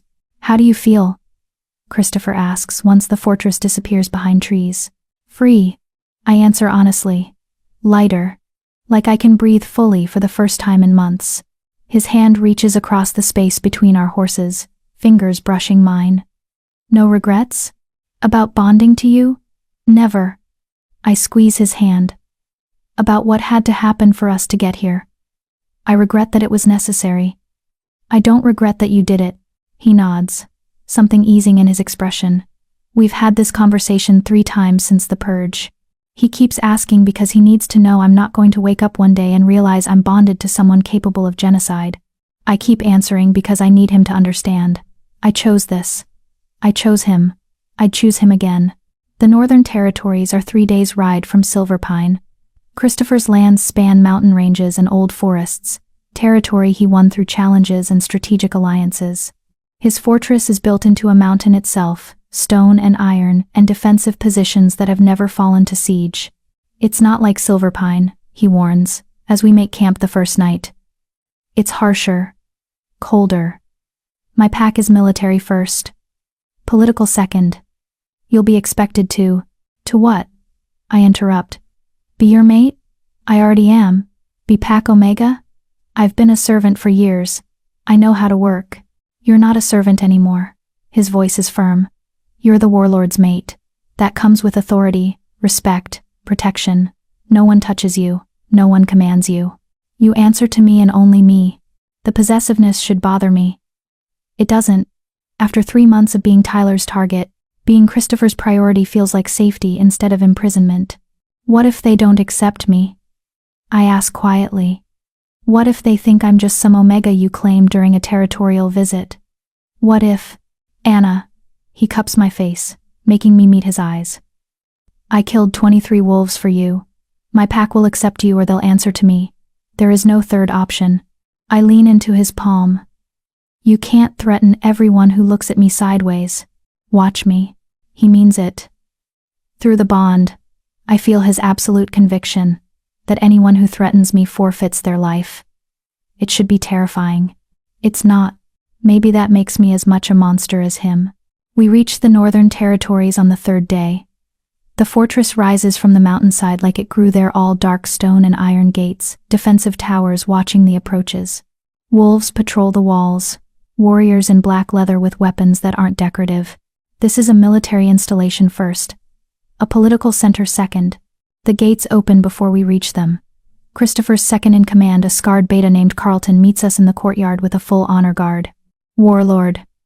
Carlton's eyes flick to me, taking in the mark on my neck, the way Christopher keeps me close. Welcome home. I see you've brought a guest. My mate, Christopher corrects. Anna Maxwell. She's to be treated with the same authority as myself. Anyone who forgets that answers to me personally. Carlton's eyebrows rise, but he bows smoothly. Understood. Welcome, Anna. The northern wing has been prepared for your arrival. The fortress interior is sparse compared to Silverpine function over decoration, weapons on walls instead of tapestries. Wolves stop and stare as we pass, their surprise obvious. Christopher doesn't bring mates home. Christopher doesn't bond casually. Christopher just committed genocide for an Omega none of them have met. The whispers start immediately. We reach the northern wing, Christopher's personal quarters, apparently. Rooms that are his alone, never shared. The inner sanctum where only trusted few are allowed. He opens the door and gestures me inside first. The space is surprisingly warm. A fire burns in the hearth, furs cover the floor, and someone has placed fresh flowers on the table despite this being a military fortress.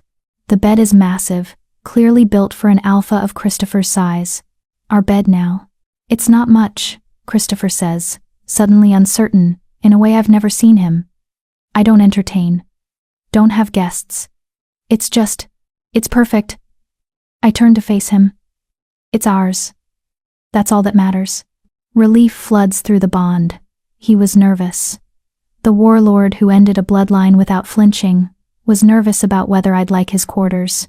I love him a little more for that vulnerability. There will be a formal introduction tonight, he continues. The pack needs to meet you, acknowledge the bond officially. It'll be political. I finish. I understand. Some will question the bonding. They'll think I acted impulsively or that you manipulated. Let them think what they want. I cross to him and take his hands. I'm not going anywhere. And I'm not afraid of your pack. You should be. His jaw tightens. These aren't civilized council wolves. They're warriors, killers. They've survived by being harder and meaner than everyone else. Then they'll understand why you did what you did. I meet his eyes. Warriors understand protecting their own. They'll understand that Tyler needed to die, that his family enabled him, that justice required bloodshed. I hope you're right. I am. I rise on my toes and kiss him softly. Now show me around before this formal dinner. I want to see your territory. He relaxes slightly, the tension bleeding out of his shoulders. As you wish, mate. The title makes my Omega purr with satisfaction. The formal introduction happens in the Great Hall at sunset. The space is packed with warriors, Christopher's officers, territorial commanders, the alphas who swore loyalty to him over the years. Easily 200 wolves, all watching as Christopher leads me to the raised platform where his chair sits. Not a throne exactly, more like a command position. He stands before his assembled pack, one hand wrapped around mine, making our bond obvious. This is Anna Maxwell, he announces, voice carrying to every corner. My mate. Bonded 3 days ago in Silverpine territory under circumstances I'm sure you've all heard about by now. Murmurs ripple through the crowd. They've definitely heard. Some of you will question the timing, Christopher continues. Some will wonder if I acted rashly. Let me be clear. I found my mate being abused by a predator whose family had been hunting Omegas for decades. When her pack refused justice, I delivered it myself. 23 Phillips family members died. I don't regret it, I'd do it again. Silence. Then Carlton steps forward. The Phillips bloodline? He asks carefully. The entire bloodline? Every member who knew and did nothing. Christopher confirms. Everyone who helped cover it up. Everyone who threatened witnesses or bribed officials. I investigated. I judged. I executed. More silence. Then, surprisingly, Carlton nods. About damn time someone did, he says. We've been hearing stories about Silverpine's Omega problem for years. Good riddance. Agreement rumbles through the hall. Not universal, some wolves look uncertain, concerned about the political implications. But most seem satisfied that predators got what they deserved. Anna is pack now, Christopher says firmly. My authority is her authority. Anyone who threatens her threatens me. Anyone who questions her place here questions my judgment, and we all know how I handle challenges to my judgment. Several wolves unconsciously touch scars or look away. Christopher's reputation for dealing with dissenters is apparently well established. Welcome home, Anna. Someone shouts from the back. Others take up the call. Not everyone, but enough that the acceptance feels real instead of forced. Christopher pulls me closer, his arm around my waist. Through the bond, I feel his relief that his pack hasn't rejected me. His satisfaction that they understand why he did what he did. Feast, Carlton calls. The warlord has a mate. We celebrate. The hall erupts into motion tables being filled with food, ale flowing, warriors clustering in groups to discuss and debate and drink. Several approach to formally introduce themselves, to acknowledge the bond with stiff military courtesy. A few Omegas hover at the edges, watching me with expressions I can't quite read. Curiosity. Hope. Fear. Go talk to them, Christopher murmurs in my ear. They need to see you're not just a pretty thing, I claimed, that you're one of them. I squeeze his hand and cross to where 3 Omegas stand together. They're all dressed better than I ever was in Silverpine clean clothes. No visible bruises, meeting my eyes without fear. Hi, I say simply. I'm Anna. The boldest one, a woman with short dark hair and calculating eyes, steps forward. Dominique. I run the Omega quarters here. She studies the mark on my neck, so it's true. You're actually bonded to him. I am. By choice? Her eyes narrow. Or because he decided you were his and that was that? By choice. I don't look away. He gave me justice no one else would. He made me safe. I chose to bond to him for that. Justice. Dominique repeats slowly. We heard he killed 23 wolves. That's not justice. That's a massacre. It's both, I say quietly. And if you'd lived through what I did, you'd understand why sometimes the only way to stop predators is to eliminate them completely. The 3 Omegas exchange glances. Then Dominique nods slowly. Welcome to the Northern Territories, Anna. If you need anything, if anyone gives you trouble, you come find me. Omegas protect each other here. Something tight in my chest loosens. Thank you. Don't thank me yet. Her smile is sharp. You're the warlord's mate. That comes with expectations. Responsibilities.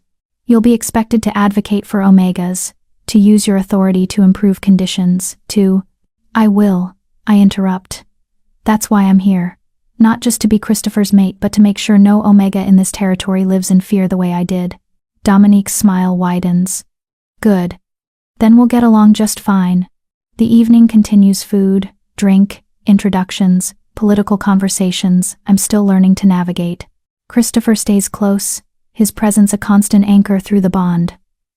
Every time someone looks at me wrong or asks a pointed question, I feel his protective instincts spike. By midnight, I'm exhausted. Christopher must sense it because he stands abruptly.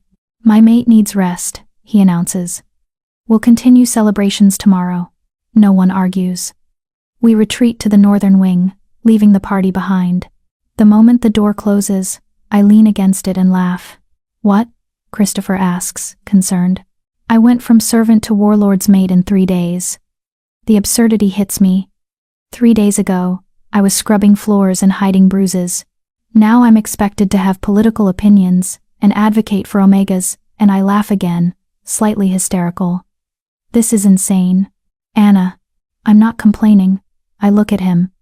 I'm just processing. Everything changed so fast. He crosses to me, gentle hands on my shoulders. Too fast? Do you regret? No. I cut him off firmly. I don't regret bonding to you. I don't regret leaving Silverpine. I don't regret that Tyler and his family are dead. I'm just overwhelmed by how different everything is. Good different or bad different. Good, I assure him. Definitely good. Just a lot. He pulls me against his chest, one hand in my hair.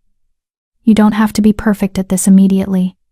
You're allowed to learn, to make mistakes, to figure out who you are now that you're safe.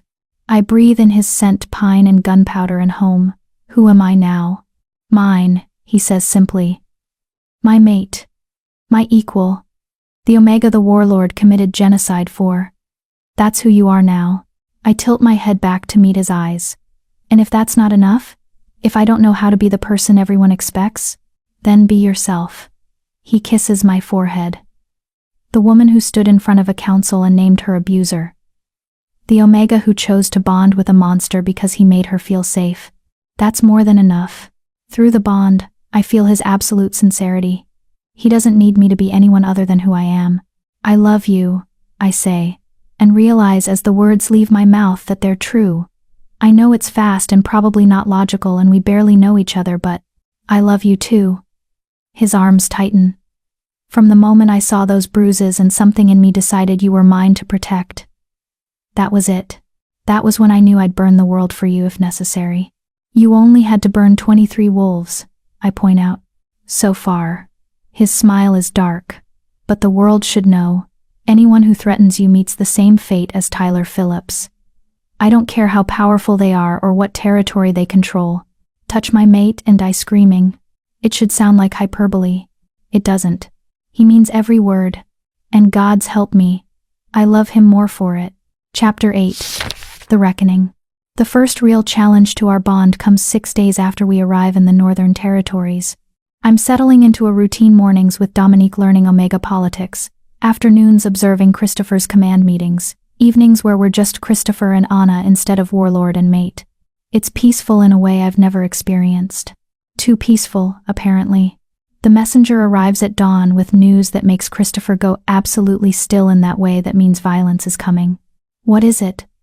I ask from where I'm braiding my hair by the window. Silverpine Pack has filed a formal complaint with the Territorial Council. His voice is carefully controlled. They're claiming I exceeded my authority, that the Phillips Bloodline massacre violates interpack law, that I should face trial. My hands freeze mid-braid. Can they do that? They can file anything they want. Whether it goes anywhere depends on whether other territories support them. He crushes the message in his fist. John is calling for a formal inquiry. He's got 3 other alphas backing him, probably ones with their own predators to protect. So what happens now? Now I attend a territorial council meeting and defend my actions. His eyes meet mine, which means leaving you here while I travel to the neutral grounds. No. I stand immediately. I'm coming with you. Anna. I'm the reason this happened. I'm the one Tyler hurt. If they're going to judge you for protecting me, I'm going to be there. My voice doesn't shake. Besides, I'm your mate now. We face this together or not at all. Through the bond. I feel his conflict wanting to keep me safe versus needing me beside him. Finally. He nods. Together then. But you stay close to me at all times. The neutral grounds are supposed to be protected territory. But I don't trust John not to try something. We leave within the hour, taking 20 of Christopher's best warriors. The neutral grounds are a week's travel old territory that belongs to no pack, maintained by the Territorial Council for exactly these situations. The journey is tense. Christopher's warriors form a protective perimeter around us, hands never far from weapons. Through the bond I feel Christopher's cold calculation, running through scenarios, preparing arguments, planning for betrayal. What's the worst that can happen? I ask one night as we make camp. They could rule I exceeded my authority. Strip me of my warlord title, exile me from the territories entirely. His jaw tightens. Or they could demand I hand you over to face charges for false accusations against the Phillips family. Ice floods my veins. They can't. They can try. His arm pulls me closer. They won't succeed. I'd burn the entire territorial council before I let them take you. Christopher. I mean it, Anna. His eyes burn gold. I don't care what laws I have to break or who I have to kill. You're mine. No one takes you from me. Ever. The possessiveness should frighten me. It doesn't. Not when I can feel through the bond how genuine it is. He's not claiming ownership, he's promising protection. There's a difference. What if we lose? I ask quietly. What if they rule against us and we have to run? Then we run. He says it simply, like it's already decided. My warriors are loyal to me, not the council. We'll take anyone who wants to come and build something new. Somewhere they can't touch us. You'd give up everything? Your title, your territory, your position? In a heartbeat. He cups my face. Anna, I've been warlord for 15 years. I've fought and killed and built an empire. And none of it matters as much as keeping you safe. None of it. I lean into his touch. I love you. I love you more. His forehead presses to mine. Which is why we're going to win this. Because losing means being separated from you, and that's not an option I'm willing to accept. We reach the neutral grounds on the 7th day. The council building is ancient stone and carved wood, built by the first territorial pack centuries ago. 12 territories send representatives, alphas or their chosen proxies, all gathering to judge Christopher's actions. John is already there with his entourage. So is Alberto's widow, Catherine, dressed in mourning black and radiating rage. Several other alphas I don't recognize cluster in groups, whispering and watching as we arrive. Stay close, Christopher murmurs, as we dismount. Don't engage with anyone, unless I'm beside you. Carlton and Peter flank us immediately, a clear message that I'm under guard. We enter the council building together, boots echoing on ancient stone. The chamber is circular with 12 seats arranged around a central space, one for each territorial alpha. Christopher takes his seat, pulling me to stand beside his chair rather than in the gallery with other mates and attendants. The message is clear. Anna is not a spectator. She's part of this. John's eyes narrow when he sees me, but he doesn't comment. The council head, an ancient alpha named Jeffrey who's supposedly neutral, calls the session to order. We're gathered to address a formal complaint filed by Silver Pine Pack against Warlord Christopher Choi of the Northern Territories. Jeffrey's voice carries despite his age. The complaint states that Christopher exceeded his protection authority by massacring 23 members of the Phillips bloodline without trial or due process. How does the warlord answer? Christopher stands slowly, his authority filling the room. Not guilty. On all counts. You deny killing them? John asks sharply. I deny that it constitutes exceeding my authority. Christopher's voice is cold and precise. Under the Northern Territories Compact, Section 7, a visiting alpha with a protection claim has the right to eliminate immediate threats. Tyler Phillips was an immediate threat to my mate. His family enabled and protected him. They became threats by extension. That clause refers to defending against active attacks. One of the other alphas, Oliver Marr's cousin from a neighboring territory, argues. Not premeditated elimination of an entire bloodline. Define active attack, Christopher challenges.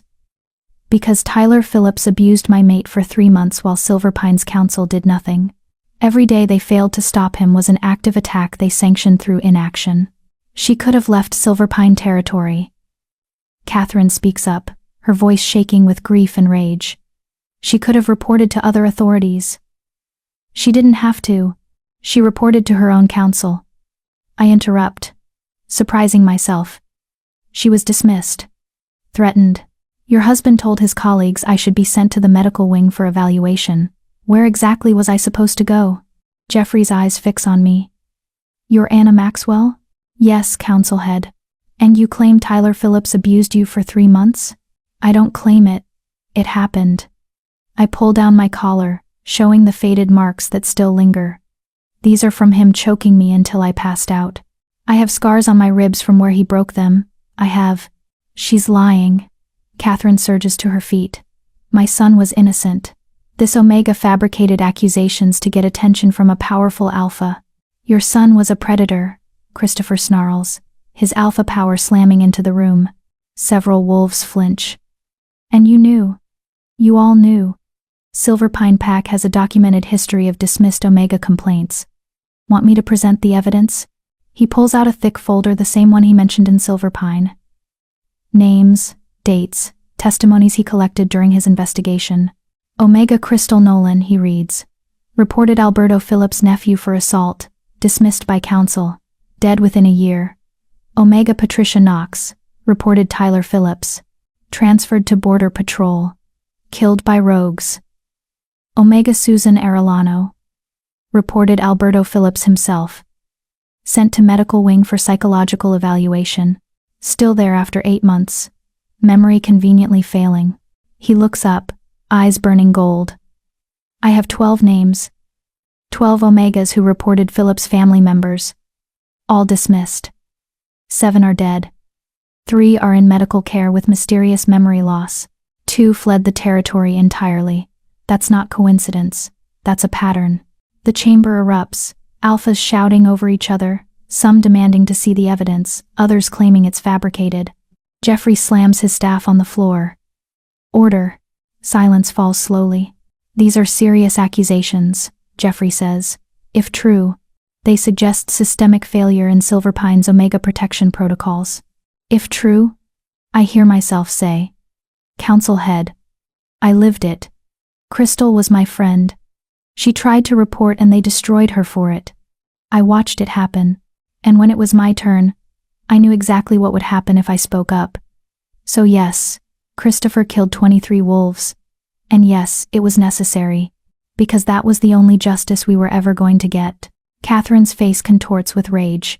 You manipulated him, seduced him into meter. I didn't seduce anyone. I cut her off. I tried to hide. I crushed lavender into my skin to mask my scent. I wore long sleeves to cover bruises. I did everything right, and your son found me anyway. Beat me anyway. Told me I should be grateful he was paying attention to someone as worthless as me. My voice breaks, but I push through. Christopher gave me something no one in Silverpine would. Justice. Real justice. Not investigations that go nowhere or laws that protect predators. He saw I was hurt and decided the people who hurt me would answer for it. If that makes him a criminal, then your laws are broken. Silence. Then Jeffrey speaks carefully. The question before this council is not whether Tyler Phillips was a predator. Based on the pattern Warlord Christopher has documented, that seems likely. The question is whether eliminating an entire bloodline, including members who may not have directly participated in abuse, exceeds protection authority. They all participated, Christopher says flatly. Alberto covered it up. His mate Catherine knew and said nothing. Tyler's uncle bribed officials. His cousins intimidated witnesses. Even the teenage daughter helped Tyler establish alibis. I investigated each death individually. None were innocent. Except the 8-year-old you spared, Jeffrey notes. Anna convinced me to spare him, Christopher admits. She argued that killing children would make me the monster they claim I am, so I left him alive with non-Phillips family. But everyone else? They earned their deaths. Another alpha one I don't recognize leans forward. Setting aside morality, there's a practical concern. If we allow this precedent, any alpha can claim protection authority and commit mass execution. That undermines territorial sovereignty. Good, Christopher says coldly. Territorial sovereignty that protects predators should be undermined. If Silverpine's laws let Tyler hunt Omegas for years, then Silverpine's sovereignty is meaningless. I'd rather have chaos than systems that fail the vulnerable. So you'd replace order with vigilante justice? John demands. I'd replace corrupt order with actual justice. Christopher's eyes sweep the council. How many of you have predators in your own territories? Alphas who abuse their authority. Family lines that get away with crimes because they're powerful. Show of hands who here has dismissed Omega complaints because prosecuting them was politically inconvenient. No one raises their hands. But I see guilt flicker across several faces. That's what I thought. Christopher's smile is sharp. You're not judging me because I was wrong. You're judging me because I exposed a system you all benefit from. Because if I can end a bloodline for abusing Omegas, what's stopping your Omegas from demanding the same justice? The implication hangs heavy. This isn't about one alpha exceeding authority. It's about whether the territorial system will protect predators or victims. Jeffrey is silent for a long moment. Then he speaks. This council will deliberate, Warlord Christopher and Anna Maxwell will withdraw while we discuss. Christopher stands, offering me his hand. We walk out together, warriors closing around us immediately. In the anteroom, I finally let myself shake. You did well, Christopher murmurs, pulling me close. You were perfect. I called out the entire council, I say into his chest. I basically accused them all of corruption. You told the truth. His hand runs through my hair. That's all we can do. Tell the truth, and make them face it. We wait for 2 hours. Long enough that my nerves fray to breaking. Long enough that I start imagining worst-case scenarios. Finally, Carlton appears. They're ready. We return to the chamber. The 12 alphas look grim, uncomfortable. Several won't meet Christopher's eyes. Jeffrey stands. This council has reached a decision. Warlord Christopher Choi, you are found not guilty of exceeding protection authority. Relief floods through me so fast my knees weaken. However, Jeffrey continues, you are censured for the method of elimination. The council acknowledges that the Phillips bloodline posed a credible threat. We acknowledge that Silverpine Pack failed in its duty to protect Omegas. But we cannot condone the wholesale execution of 23 wolves without any attempt at legal resolution. What does censure mean? I ask. It means I'm formally reprimanded, Christopher says, on my record, but no punishment beyond that. Additionally, Jeffrey says, Silverpine Pack is ordered to undergo a full audit of its Omega protection protocols. Any dismissed complaints from the last decade will be reopened and investigated by neutral parties. If more predators are found, they will face proper trials. John's face darkens, but he nods stiffly. This council also recommends strongly that all territories review their protection laws. The Phillips case exposed systemic failures that likely exist elsewhere. We must do better. He looks directly at Christopher. Your methods were extreme, but your cause was just. Let this serve as warning to any alpha who believes power protects them from consequences. The Territorial Council will no longer turn a blind eye to abuse. It's not perfect, but it's something. Thank you, Council Head, Christopher says. We're dismissed. Released. Free to return to the Northern Territories without penalty. As we walk out, Catherine stops us in the corridor. This isn't over, she hisses. My family is gone because of you. I'll make you pay. Both of you. Christopher steps between us. Try it. See what happens when you threaten my mate. Your husband learned. Your son learned. Don't make me teach you the same lesson. She pales and backs away. Outside, the sun is setting. Christopher's warriors cluster around us, relief obvious in their postures. Home? Devon asks. Christopher looks at me. Home. We ride through the night, pushing hard to put distance between us and the neutral grounds. By dawn, we're back in Northern Territory, and by evening, we see the fortress rising from the mountainside. Home. Actually, truly home. As we pass through the gates, pack members emerge to greet us. They heard the verdict through messenger wolves. They know we won. Dominique catches my eye and grins. Told you. Omegas protect each other here, and you protected all of us by making them face what they've ignored. That night, alone in our quarters, Christopher pulls me against him. It's really over, I whisper. We won. Tyler's gone, his family's gone. The council ruled in our favor. It's actually over. It's over, he confirms. You're safe. Finally, completely safe. I tilt my head back to look at him. What happens now? Now? His smile is soft. Now we live. Build a life together. Make sure no Omega in our territory ever fears the way you did. Create something worth protecting. Just that, I tease. Just that. He kisses me gently. Justice is served. The predators are dead. The system is being forced to change. Now we get to be happy. If you want to be. I want to be, I say. With you, always with you. Then that's what we'll do. His arms tighten. Live, love, protect what's ours. And if anyone threatens that, you'll end them. I finish. I know. You'll help me end them, he corrects. We're partners now. Equals. Your justice is my justice. Your battles are my battles. Through the bond, I feel his absolute sincerity. We survived, Tyler. We survived the council. We survived everything thrown at us. Now we get to build something better from the ashes. Chapter 9. The New Order. 3 months after the council's ruling, I wake to snow falling outside our window and Christopher's arm heavy across my waist. Life has settled into something I never thought possible. Peaceful. The Northern Territories thrive under Christopher's leadership. But things are different now. Better. The Omega protection protocols we implemented after the trial have teeth: anonymous reporting, neutral investigators. Consequences that actually matter. No one gets away with abuse here. Not anymore. I slide out of bed carefully, trying not to wake Christopher. He's been up late every night this week dealing with territorial disputes, and he needs the rest. Where are you going? His voice is rough with sleep, arm tightening around my waist to pull me back. Omega Council meeting this morning. Dominique wants to discuss expanding the safe houses to border territories. He makes a disgruntled sound but releases me. Come back to bed after? Maybe. I lean down to kiss him. If you're good. His hand catches the back of my neck, deepening the kiss until I'm breathless. I'm never good. No. I agree, pulling away with effort. But you're mine. Through the bond, I feel his satisfaction at that claim. The Omega Council meets in what used to be a storage room but is now our headquarters. Dominique leads it. But I attend every session, using my position as the warlord's mate to push for changes that matter. Today we're discussing reports from other territories. 3 Omegas from neighboring packs have requested sanctuary, fleeing situations similar to what I endured. The council wants to grant it. Christopher's support means they can.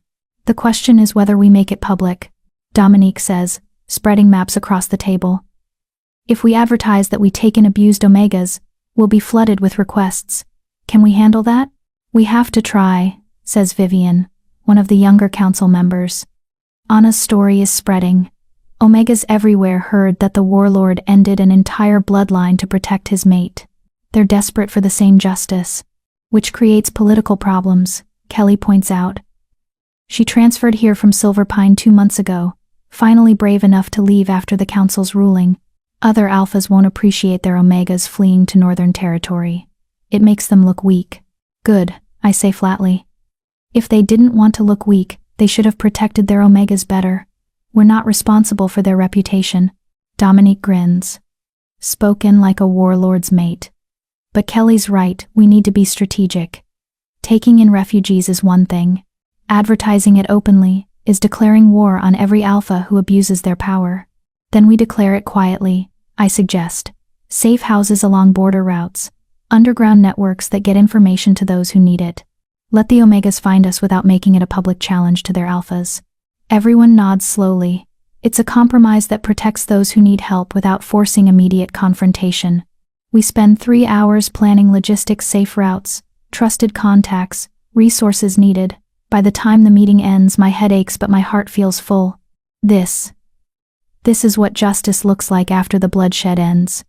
Building systems that prevent the next Tyler instead of just punishing the last one. I'm halfway back to the northern wing when Carlton intercepts me. Anna. We have a situation. His expression is grim. You should come to the command room. My stomach drops. What kind of situation? The kind Christopher needs his mate for. I follow him to the command center where Christopher stands over a map, surrounded by his senior warriors. His face is carved from stone, eyes burning gold. What happened?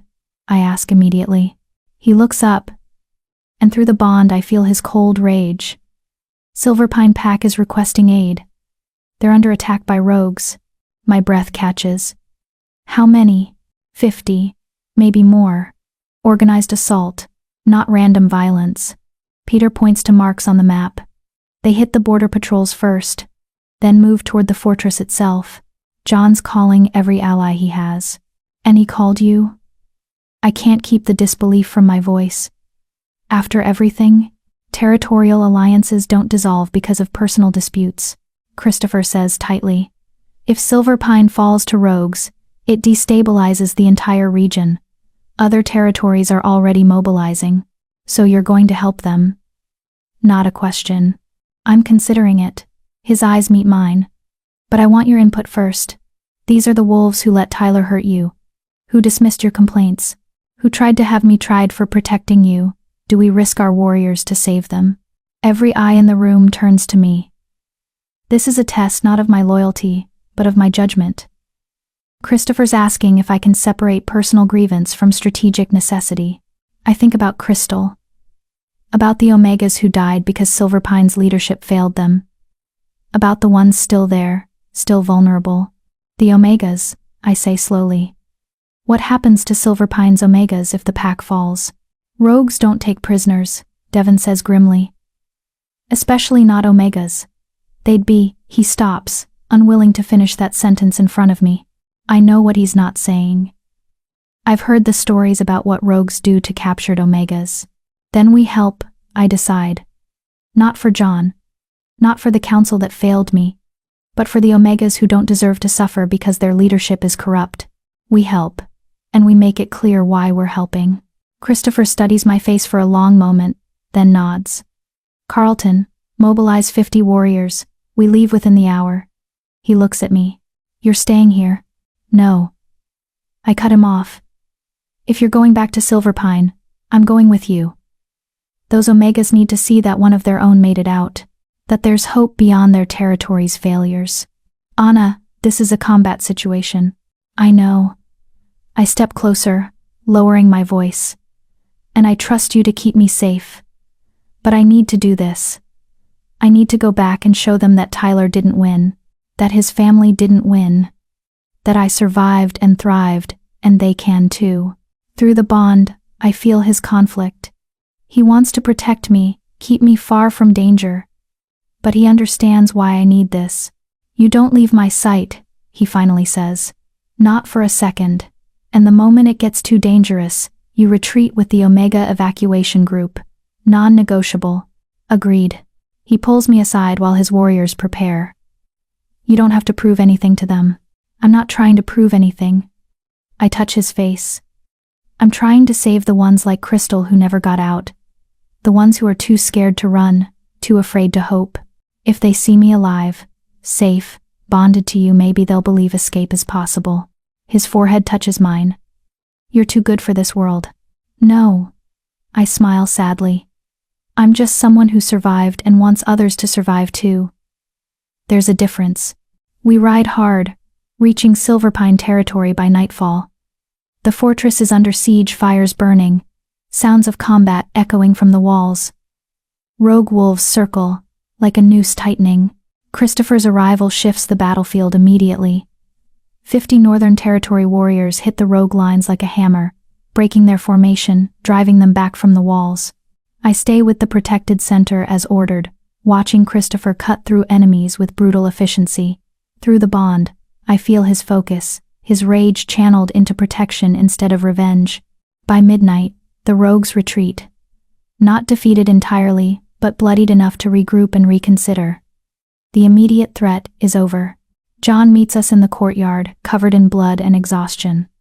Christopher, I didn't think you'd actually come. I didn't come for you, Christopher says coldly. I came for the Omegas who don't deserve to die because your leadership created enemies. John's face tightens, but he nods. Regardless of motivation, you saved us. Thank you. Don't thank me. Thank Anna. She's the one who decided you were worth saving. All eyes turn to me. I step forward, pulling back my hood so they can see my face. See Christopher's mark on my neck. See that I survived. Gasps ripple through the gathered wolves.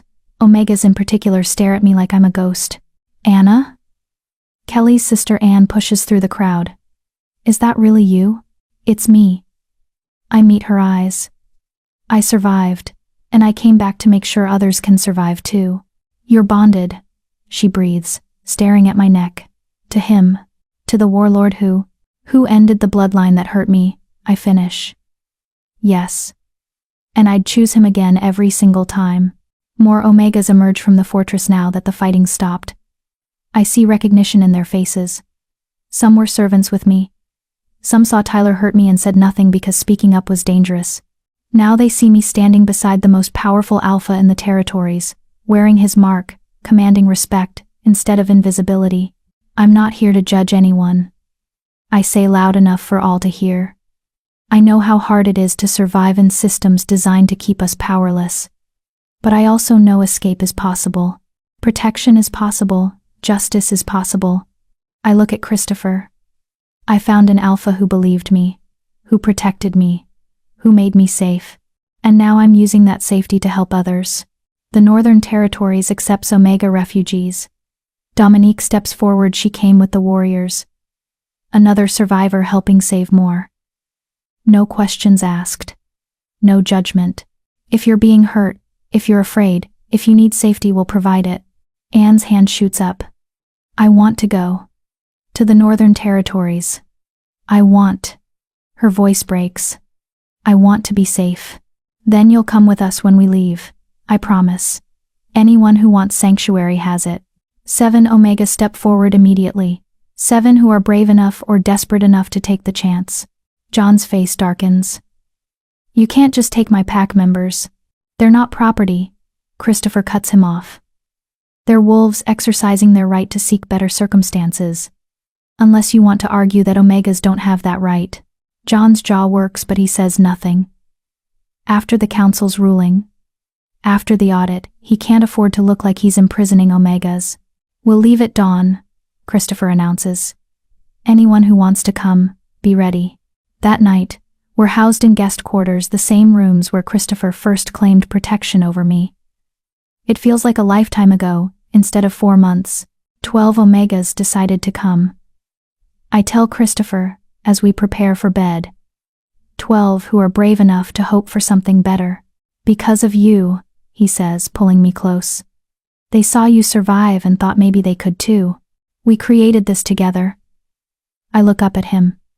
Your justice made it possible for me to stand here and offer hope. Neither works without the other. Then we keep doing it, he decides. Save who we can. Build systems that protect instead of exploit. Make sure what Tyler did can't happen again. In every territory? I ask. In every territory, he confirms. Even if it takes a lifetime. Through the bond. I feel his determination. This isn't just about me anymore. It's about every Omega like me. Every crystal who didn't survive. Every voice that was silenced. We're building something bigger than revenge now. We're building justice that lasts. We leave Silverpine at dawn with 12 new refugees, and a promise to return if the rogues attack again. The journey home takes 4 days, and I spend them talking with the Omegas who fled, hearing their stories, learning their names, promising them safety. Anne tells me about an alpha who beat her for 2 years. Luella describes a mate bond forced on her at 16. Tamra whispers about a council member who preyed on servant Omegas for decades. Every story is different. Every story is the same. Systems failed them. Power protected their abusers. Silence was survival until it wasn't anymore. By the time we reach the Northern Territories, I have 12 more reasons to keep fighting. Dominique meets us at the gates with housing assignments ready, counselors prepared, safety protocols in place. We've built infrastructure for this ways to help survivors rebuild their lives. Welcome home, I tell the newcomers. You're safe now. Actually, truly safe. Anne clutches my hand. Thank you. Thank you for coming back for us. I'll always come back, I promise. For as long as there are Omegas who need saving, I'll keep coming back. That night, Christopher finds me in the Omega wing, helping Anne settle into her new quarters. Come to bed, he says gently. You've been on your feet for 12 hours. Just a few more minutes. Anna. He cups my face. You can't save everyone in one night. Let them rest. Let yourself rest. I lean into his touch, exhaustion finally catching up. There are so many more. In every territory. How many crystals? How many Annas? How many are still hiding bruises and hoping someone notices? We'll save as many as we can, he promises. But you have to pace yourself. You're no good to them if you burn out. He's right. I know he's right. We return to our quarters where I collapse into bed fully clothed. Christopher undresses me gently, tucking blankets around me like I'm something precious. I'm proud of you, he murmurs against my hair. What you did in Silverpine. Standing in front of everyone. Offering hope that took courage. You gave me that courage, I mumble, already half asleep. By showing me I was worth protecting. You were always worth protecting. His arms tighten. The world just needed to catch up. Through the bond, I feel his love, his pride, his determination to keep building this life we've created. We started with violence and bloodshed, but we're building something better in the aftermath. One Omega at a time. One territory at a time. Until no one else has to hide bruises or fear the wolves who are supposed to protect them. It won't be easy, but it's worth fighting for. Chapter 10. The Aftermath. 6 months after the Bloodline fell, I plant roses where they burned. The execution site is on the edge of Silverpine territory, a clearing that locals avoided for weeks after Christopher's purge, like the violence had soaked into the earth itself. Now I kneel in dark soil with Dominique and Anne beside me, pressing rose roots into ground that took 23 lives. Some people will say this is wrong, Anne murmurs, patting dirt around a white rose bush, that we shouldn't memorialize a massacre. We're not memorializing the massacre, I correct gently. We're marking the end of it. This is where predators died so others could live. That deserves acknowledgement. Dominique plants a red rose, blood-colored, appropriate. The Phillips family thought they were untouchable. These roses are proof that nothing is untouchable when it threatens the vulnerable. We work in silence. 12 bushes for the 12 Omegas, who survived the Phillips bloodline's abuse. Not 23, for the dead predators they don't deserve roses. But 12 for the ones who lived, who fled, who found safety in the Northern Territories after Christopher made it possible. Crystal's sister came with us today. She plants a pink rose with shaking hands. Crystal would have loved this, she whispers. She always said someone needed to stop them. She just didn't think anyone actually would. Christopher did. I touch the mark on my neck, faded now but still visible, still binding. And he'd do it again for any Omega in the same situation. Would he really? A new voice asks. I turn to find John standing at the clearing's edge, looking older and more worn than he did 6 months ago. The siege, the council audit, the loss of 12 Omegas to Northern Territory, all of it has aged him. Yes, I answer without hesitation. He would. That's who he is. John steps into the clearing, studying the roses. You're turning an execution site into a garden. I'm turning unnecessary violence into something that grows. I correct. These roses will bloom every spring. They'll remind everyone what happens when predators aren't stopped by law. When systems fail the vulnerable, someone will step in. Even if it requires blood, that's a dangerous precedent. But John's voice lacks conviction. Dangerous for who? Dominique stands, brushing dirt from her hands. For predators who rely on systems protecting them? Good. Let them be afraid. Let them understand that power doesn't make them untouchable anymore. John's silent for a long moment. Then, the council's audit found 17 more dismissed complaints. 17 Omegas whose accusations against powerful wolves were ignored or buried. We're reopening every case. Some of those wolves are already facing consequences. Some? I repeat. Not all? 3 fled before we could charge them. 2 died of supposedly natural causes before trial. The rest are being prosecuted. He looks at me directly. Your testimony at the Territorial Council changed things, Anna. Omegas across multiple territories are coming forward now. They're demanding justice because they saw you get it. I got it through genocide, I point out. You got it because someone powerful decided you were worth protecting. John's expression is complicated: shame, respect, resignation mixed together. That's the problem with our systems. Justice shouldn't require bonding to a warlord. It should exist for everyone. Then fix your systems, I say bluntly. Make them work, because if they don't, more Christophers will emerge, more bloodlines will fall, and eventually, the whole structure collapses. Is that a threat? It's a prediction. I return to planting roses. You can't build civilization on the backs of the vulnerable and expect it to stand forever. Eventually, someone breaks. The question is whether you fix things before that happens or after. John watches us plant the final roses. Then, surprisingly, he kneels and helps pat dirt around the last one, a yellow rose for hope. I failed you, he says quietly. I failed Crystal and Patricia and every Omega who came to me for help. I was so focused on maintaining political balance that I forgot what an alpha's primary duty is: protecting pack members. All of them. Not just the powerful ones. It's the first time he's admitted fault. The first time he's acknowledged that Tyler should have been stopped years ago.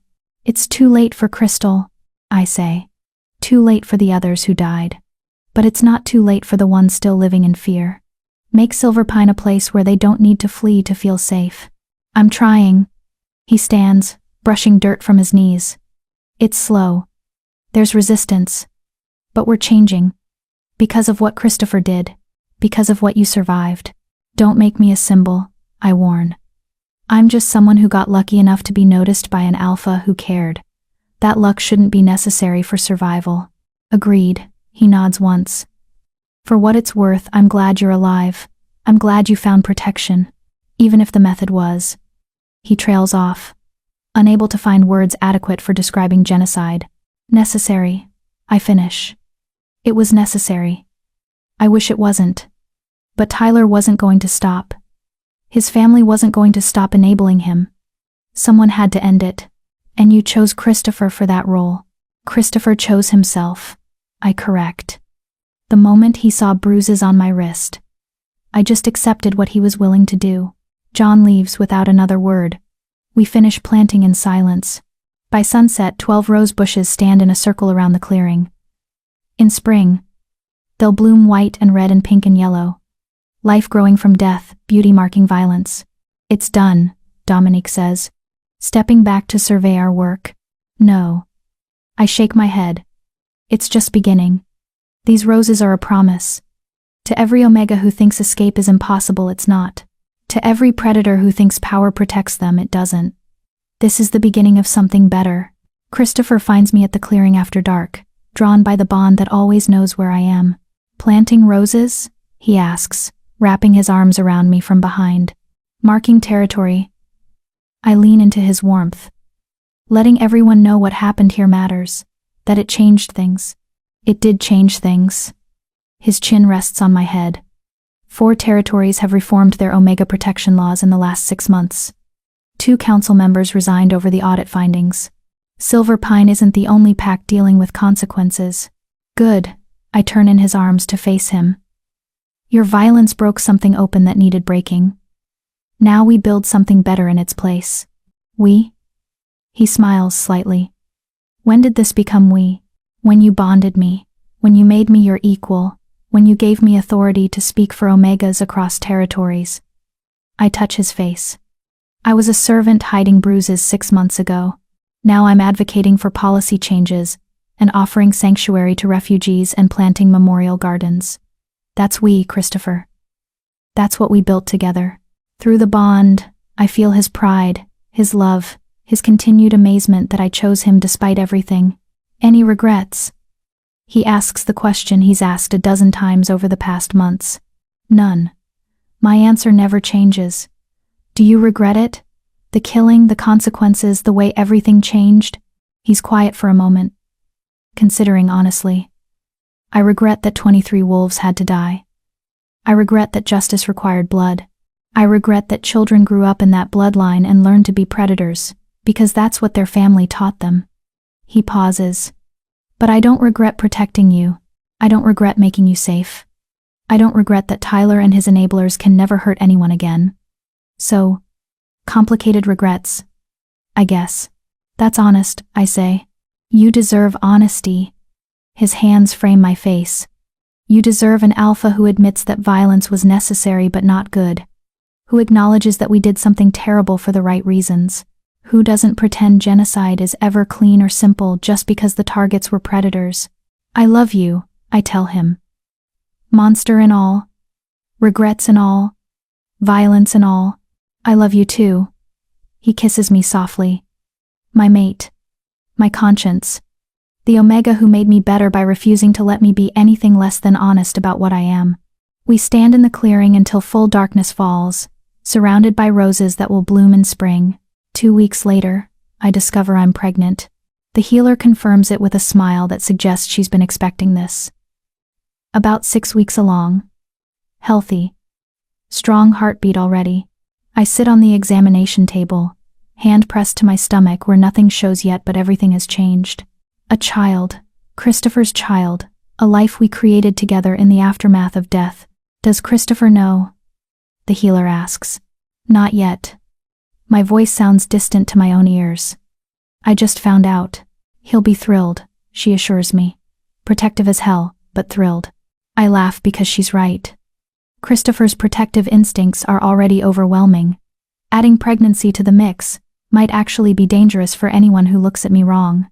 I find him in the training yards, sparring with Devon. They stop when I approach, both of them immediately alert to my emotional state through whatever alpha sense detects these things. Anna? Christopher's at my side instantly. What's wrong? The healer. I'm pregnant. I blurt out before I can overthink it. He goes absolutely still. You're… what? Pregnant. About 6 weeks. The healer confirmed it. My hand stays pressed to my stomach. We're having a baby. For 3 seconds, he doesn't move, doesn't speak, doesn't even breathe. Then he's lifting me off the ground, spinning me in a circle, laughing with pure joy. We're having a baby. Devon, whoops. Other warriors notice and the news spreads like wildfire. Within minutes, half the fortress knows the warlord's mate is pregnant. Christopher sets me down carefully, hands immediately going to my stomach. Are you okay? Is everything healthy? Do you need to rest? Should you be walking around? What did the healer say? She said I'm healthy, and the baby's healthy and I can do everything I normally do for several months yet. I cover his hands with mine. But you're going to drive me insane with worry, aren't you? Absolutely. He doesn't even pretend otherwise. You're carrying my child. Our child. I'm going to be insufferable about your safety. I can handle insufferable. I kiss him. Just don't lock me in our quarters like some delicate flower. I would never. He stops at my expression. I might have considered it briefly. Christopher. Fine. No locking you up. But you're getting extra guards, and you're not traveling to dangerous territories, and… we'll negotiate. I interrupt. Like equals. Remember? He sighs but nods. Like equals. But Anna, I just got you safe. I just got us stable. The thought of anything threatening this, threatening you, threatening our child. I know. I press his hand harder against my stomach. But we'll protect this together. You with your terrifying violence.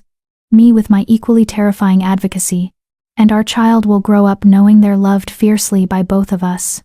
Our child, he repeats, wonder in his voice. We're really doing this? We're really doing this. That night, we lie in bed with his hand on my stomach, feeling for movement that won't come for months yet. What if I'm a terrible father? He asks the darkness. What if I'm too violent, too broken, too much like the alphas I killed?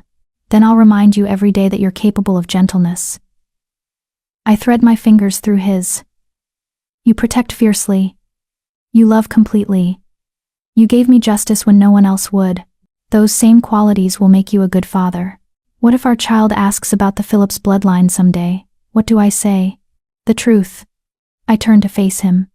That sometimes systems fail. That sometimes the only way to stop predators is through violence. That you eliminated a threat to protect someone you loved. Our child will understand that complexity. We'll make sure they do. You're so certain. I'm certain that we survived terrible things and chose to build something better. My hand covers his on my stomach. That's what will teach our child how to survive, how to fight for justice, how to protect the vulnerable without becoming what you destroyed. He pulls me closer, careful of my stomach even though there's nothing to be careful of yet. I killed 23 wolves 6 months ago. Now I'm going to be a father. The universe has a strange sense of irony. The universe gave me an alpha who valued my life over political convenience. I counter. That's not irony. That's justice finally working the way it should. Through the bond, I feel his love, his fear, his determination to be worthy of this gift we've been given. A child, a future, a life built from the ashes of the old one. Tyler tried to destroy me. Instead, he accidentally led me to someone who valued me enough to end an entire bloodline for my safety. And now that bloodshed has transformed into new life, our child will grow up in a world where we're actively making things better. Where Omega protection laws have teeth. Where survivors find sanctuary. Where predators understand that power doesn't protect them anymore. It's not perfect. There's still work to do, still systems to reform, still wolves who resist change. But we're building it together. One Omega at a time. One reformed law at a time. one rose planted at a time. And now, one child who'll grow up knowing their existence is the culmination of justice finally served. Epilogue. 3 years later. The roses bloom every spring now. I take our daughter Lily, named for resilience, to see them when she's old enough to walk. She's 2.5, with Christopher's dark hair and my features, fierce and gentle in equal measure. "What are the roses for, Mama?" she asks, touching white petals carefully. "They're for remembering," I tell her. "For marking a time when bad things happened but led to good changes. Like in your stories?" She's heard simplified versions about a time when some wolves hurt others, and her father stopped them. Exactly like that. Christopher joins us, scooping Lily onto his shoulders. She shrieks with delight, tiny hands tangling in his hair. "The memorial garden looks good," he observes.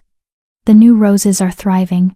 We planted 12 more last year, one for each Omega who came to the Northern Territories seeking sanctuary in our 2nd year. The garden grows annually now, marking survivors instead of victims. Anne wants to establish another safe house on the eastern border," I tell him. "She thinks we can help more refugees if we expand the network." "Approved." He doesn't hesitate. "Whatever resources she needs. This is our life now. Raising our daughter. Expanding protection networks. Building systems that actually work." Christopher still rules the Northern Territories with an iron fist, but now that fist protects instead of just conquering. "Daddy, tell me the rose story," Lily demands. Christopher exchanges a glance with me. We've been preparing for this the day she's old enough to start asking real questions. About why we have a memorial garden. Why some Omegas live with us but talk about different packs. Why her father is called the Warlord. "Once upon a time," he begins, "your mother was hurt by bad wolves. She was very brave and told the truth about them. But her pack didn't help her. So I did." "How?" Lily asks. "I made sure the bad wolves couldn't hurt anyone ever again." He sets her down, kneeling to her level. "Sometimes, protecting people requires difficult choices. I made those choices so your mother and others like her could be safe." "Were you scared?" she asks. "No, I was angry. But your mother taught me that anger can build good things if you use it right. We planted these roses to show that even when scary things happen, beautiful things can grow after." It's a simplified version. Someday she'll learn the full truth that her father committed genocide, that 23 wolves died in a single night, that justice came wrapped in bloodshed. But for now she understands the core lesson. Protect the vulnerable, even when it's hard. Especially when it's hard. We walk back to the fortress hand in hand, Christopher, me, and Lily between us. The garden behind us blooms with life built on death. Some will always say what Christopher did was wrong, that nothing justifies wholesale execution, that there must have been another way. Maybe they're right, but I'm alive because he didn't wait to find that other way. Crystal and Patricia and all the others who died waiting for justice, they deserved someone who acted instead of deliberated. Tyler's bloodline is extinct. The Phillips name means nothing now, except a cautionary tale about what happens when predators hide behind power. And I'm here, alive, bonded to an alpha who values me enough to burn the world if necessary. Raising a daughter who'll grow up understanding that justice sometimes requires violence, that systems fail, that protecting the vulnerable is worth more than political convenience. Would I change anything? No. I'd burn 23 wolves again if it meant Lily grows up safe, if it meant other Omegas find sanctuary, if it meant the next Crystal gets justice instead of a convenient death. Some bloodlines deserve extinction. Mine deserves to thrive. And the roses bloom every spring to remind everyone which is which. So, dear viewers, here's the question I need you to answer honestly. If you were Anna, would you have chosen the alpha who killed 23 wolves for you? Or would the bloodshed have been too much, even if it meant your safety? Drop your answer in the comments. I'm genuinely curious where you draw the line between justice and revenge. And if this story kept you hooked from that first bruise to the final rose, show some love with a like. Your support helps me bring more complex, unapologetic stories like this to life. Until next time, stay fierce, stay protected, and remember, some wolves deserve extinction so others can thrive.